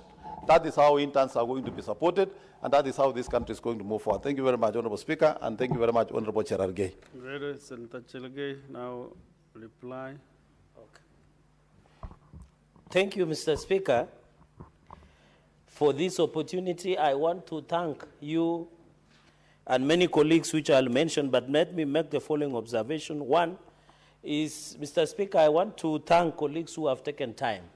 The issue of youth unemployment is a ticking time bomb. Mr. Speaker, I've noticed that most Kenyans or most people don't understand that young people are segregated into 2 or 3 groups. One, there are young people who are graduates and looking for jobs. Mr. Speaker, there are young people who are in border sector or informal sector who are doing businesses and agriculture. Mr. Speaker, there is the final group of youth who are still school-going youth, who want bursary, who want support.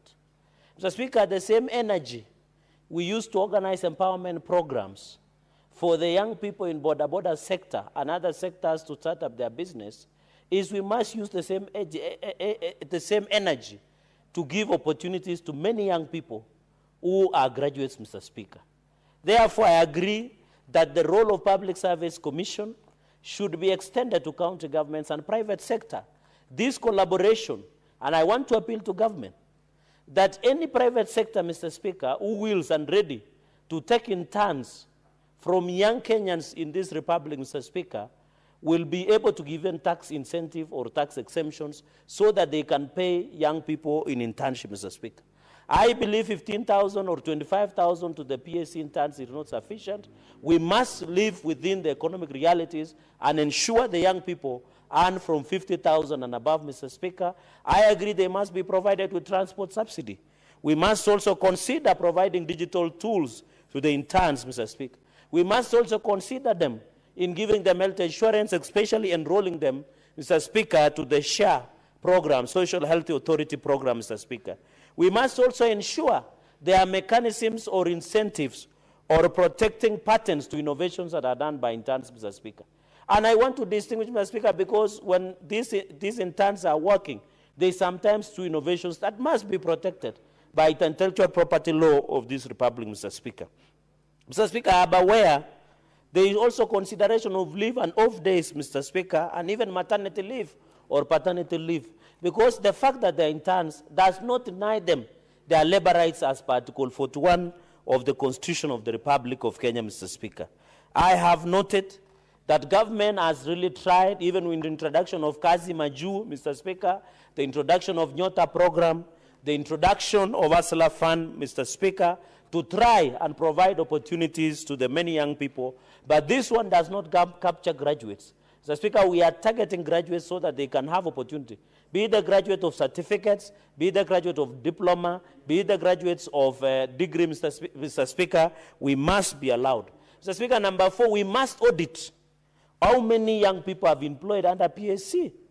Mr. Speaker, it is sad that the distribution of internship slots is not uniform in the country. We must be pushed for equality and equity and ensure every ward in the Republic of Kenya must be given a slot in the PSC interns and county governments interns and the private sector, Mr. Speaker. It is sad, Mr. Speaker, and I want to inform the House that out of 250,000 graduates, the PSC only takes interns 9,000, Mr. Speaker. That's less than 10% of 250,000 graduates that we are having, Mr. Speaker. I agree even the NYS youth, Mr. Speaker, you see them, they assisted us, and I want to thank the National Youth Service. You saw whenever we have problems, we have big functions, like even when we were receiving Baba Raila Amolo Odinga remains here in Parliament, in Kasarani, in Nyayo, in Bondo, Mr. Speaker, in Kondele, and Jomo Kenyatta Stadium in Kisumu. Most of the workforce support, Mr. Speaker, were from the NYS youth. So I want to call upon the Ministry of Interior to ensure that anybody who has gone to NYS, they must and should be transited to the police, paramilitary training, Mr. Speaker, and even to KDF, Kenya Defense Forces, so that we don't lose these young people who have been trained, Mr. Speaker. Mr. Speaker, number 5, and finally, is to acknowledge, I know you have received these SMSs because I am your friend. Mr. Speaker, I want to appeal to the JSS interns, junior secondary schools interns, the moguls, Mr. Speaker, that we have had you. You don't need to spam our phones with SMSs, Mr. Speaker. The 20,000 JSS interns will be confirmed by January 2026 as per the presidential directive, Mr. Speaker. I am aware, Mr. Speaker, that they are paid merely 17,000 per month, Mr. Speaker. I received an SMS from a junior secondary school intern, a Mugul, Mr. Speaker, in this Nairobi, that is a teacher. That 17,000 cannot sustain the family or even buying uniform or even clothes, Mr. Speaker. Until he was telling me, Mr. Speaker, maybe you can add me 30 seconds to conclude. Yeah, 2 minutes.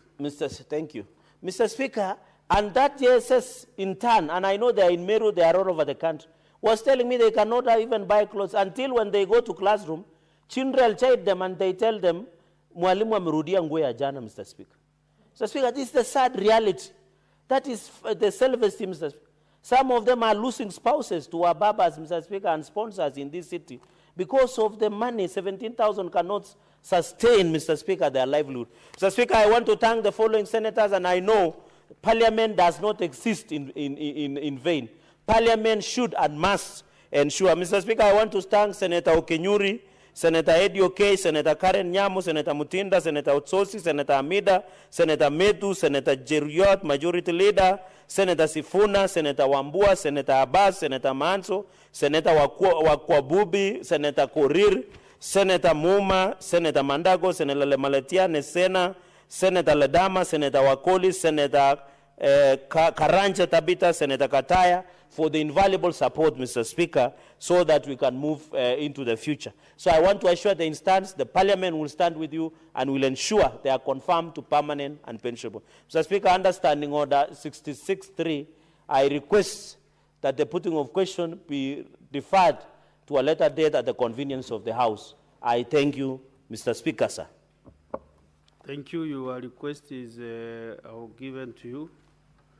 So,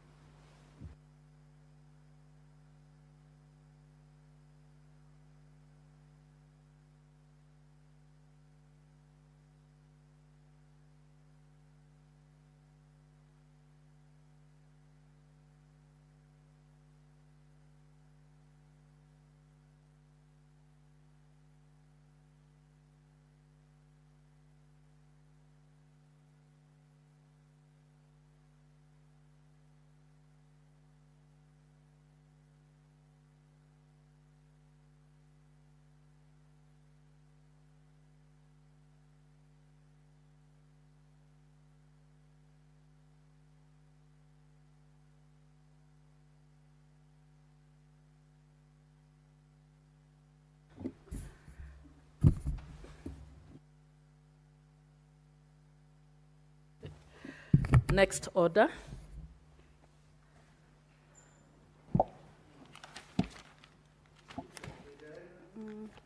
Order number 17, motion, report of the Standing Committee on Land, Environment and Natural Resources on a petition to the Senate by Mr. William Karungo Michael regarding the Changara Water Pan, a World Bank-funded project in Busia County.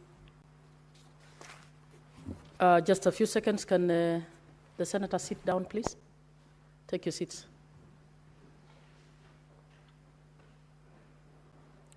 Senator Thangwa is not here, so that is deferred. Next order.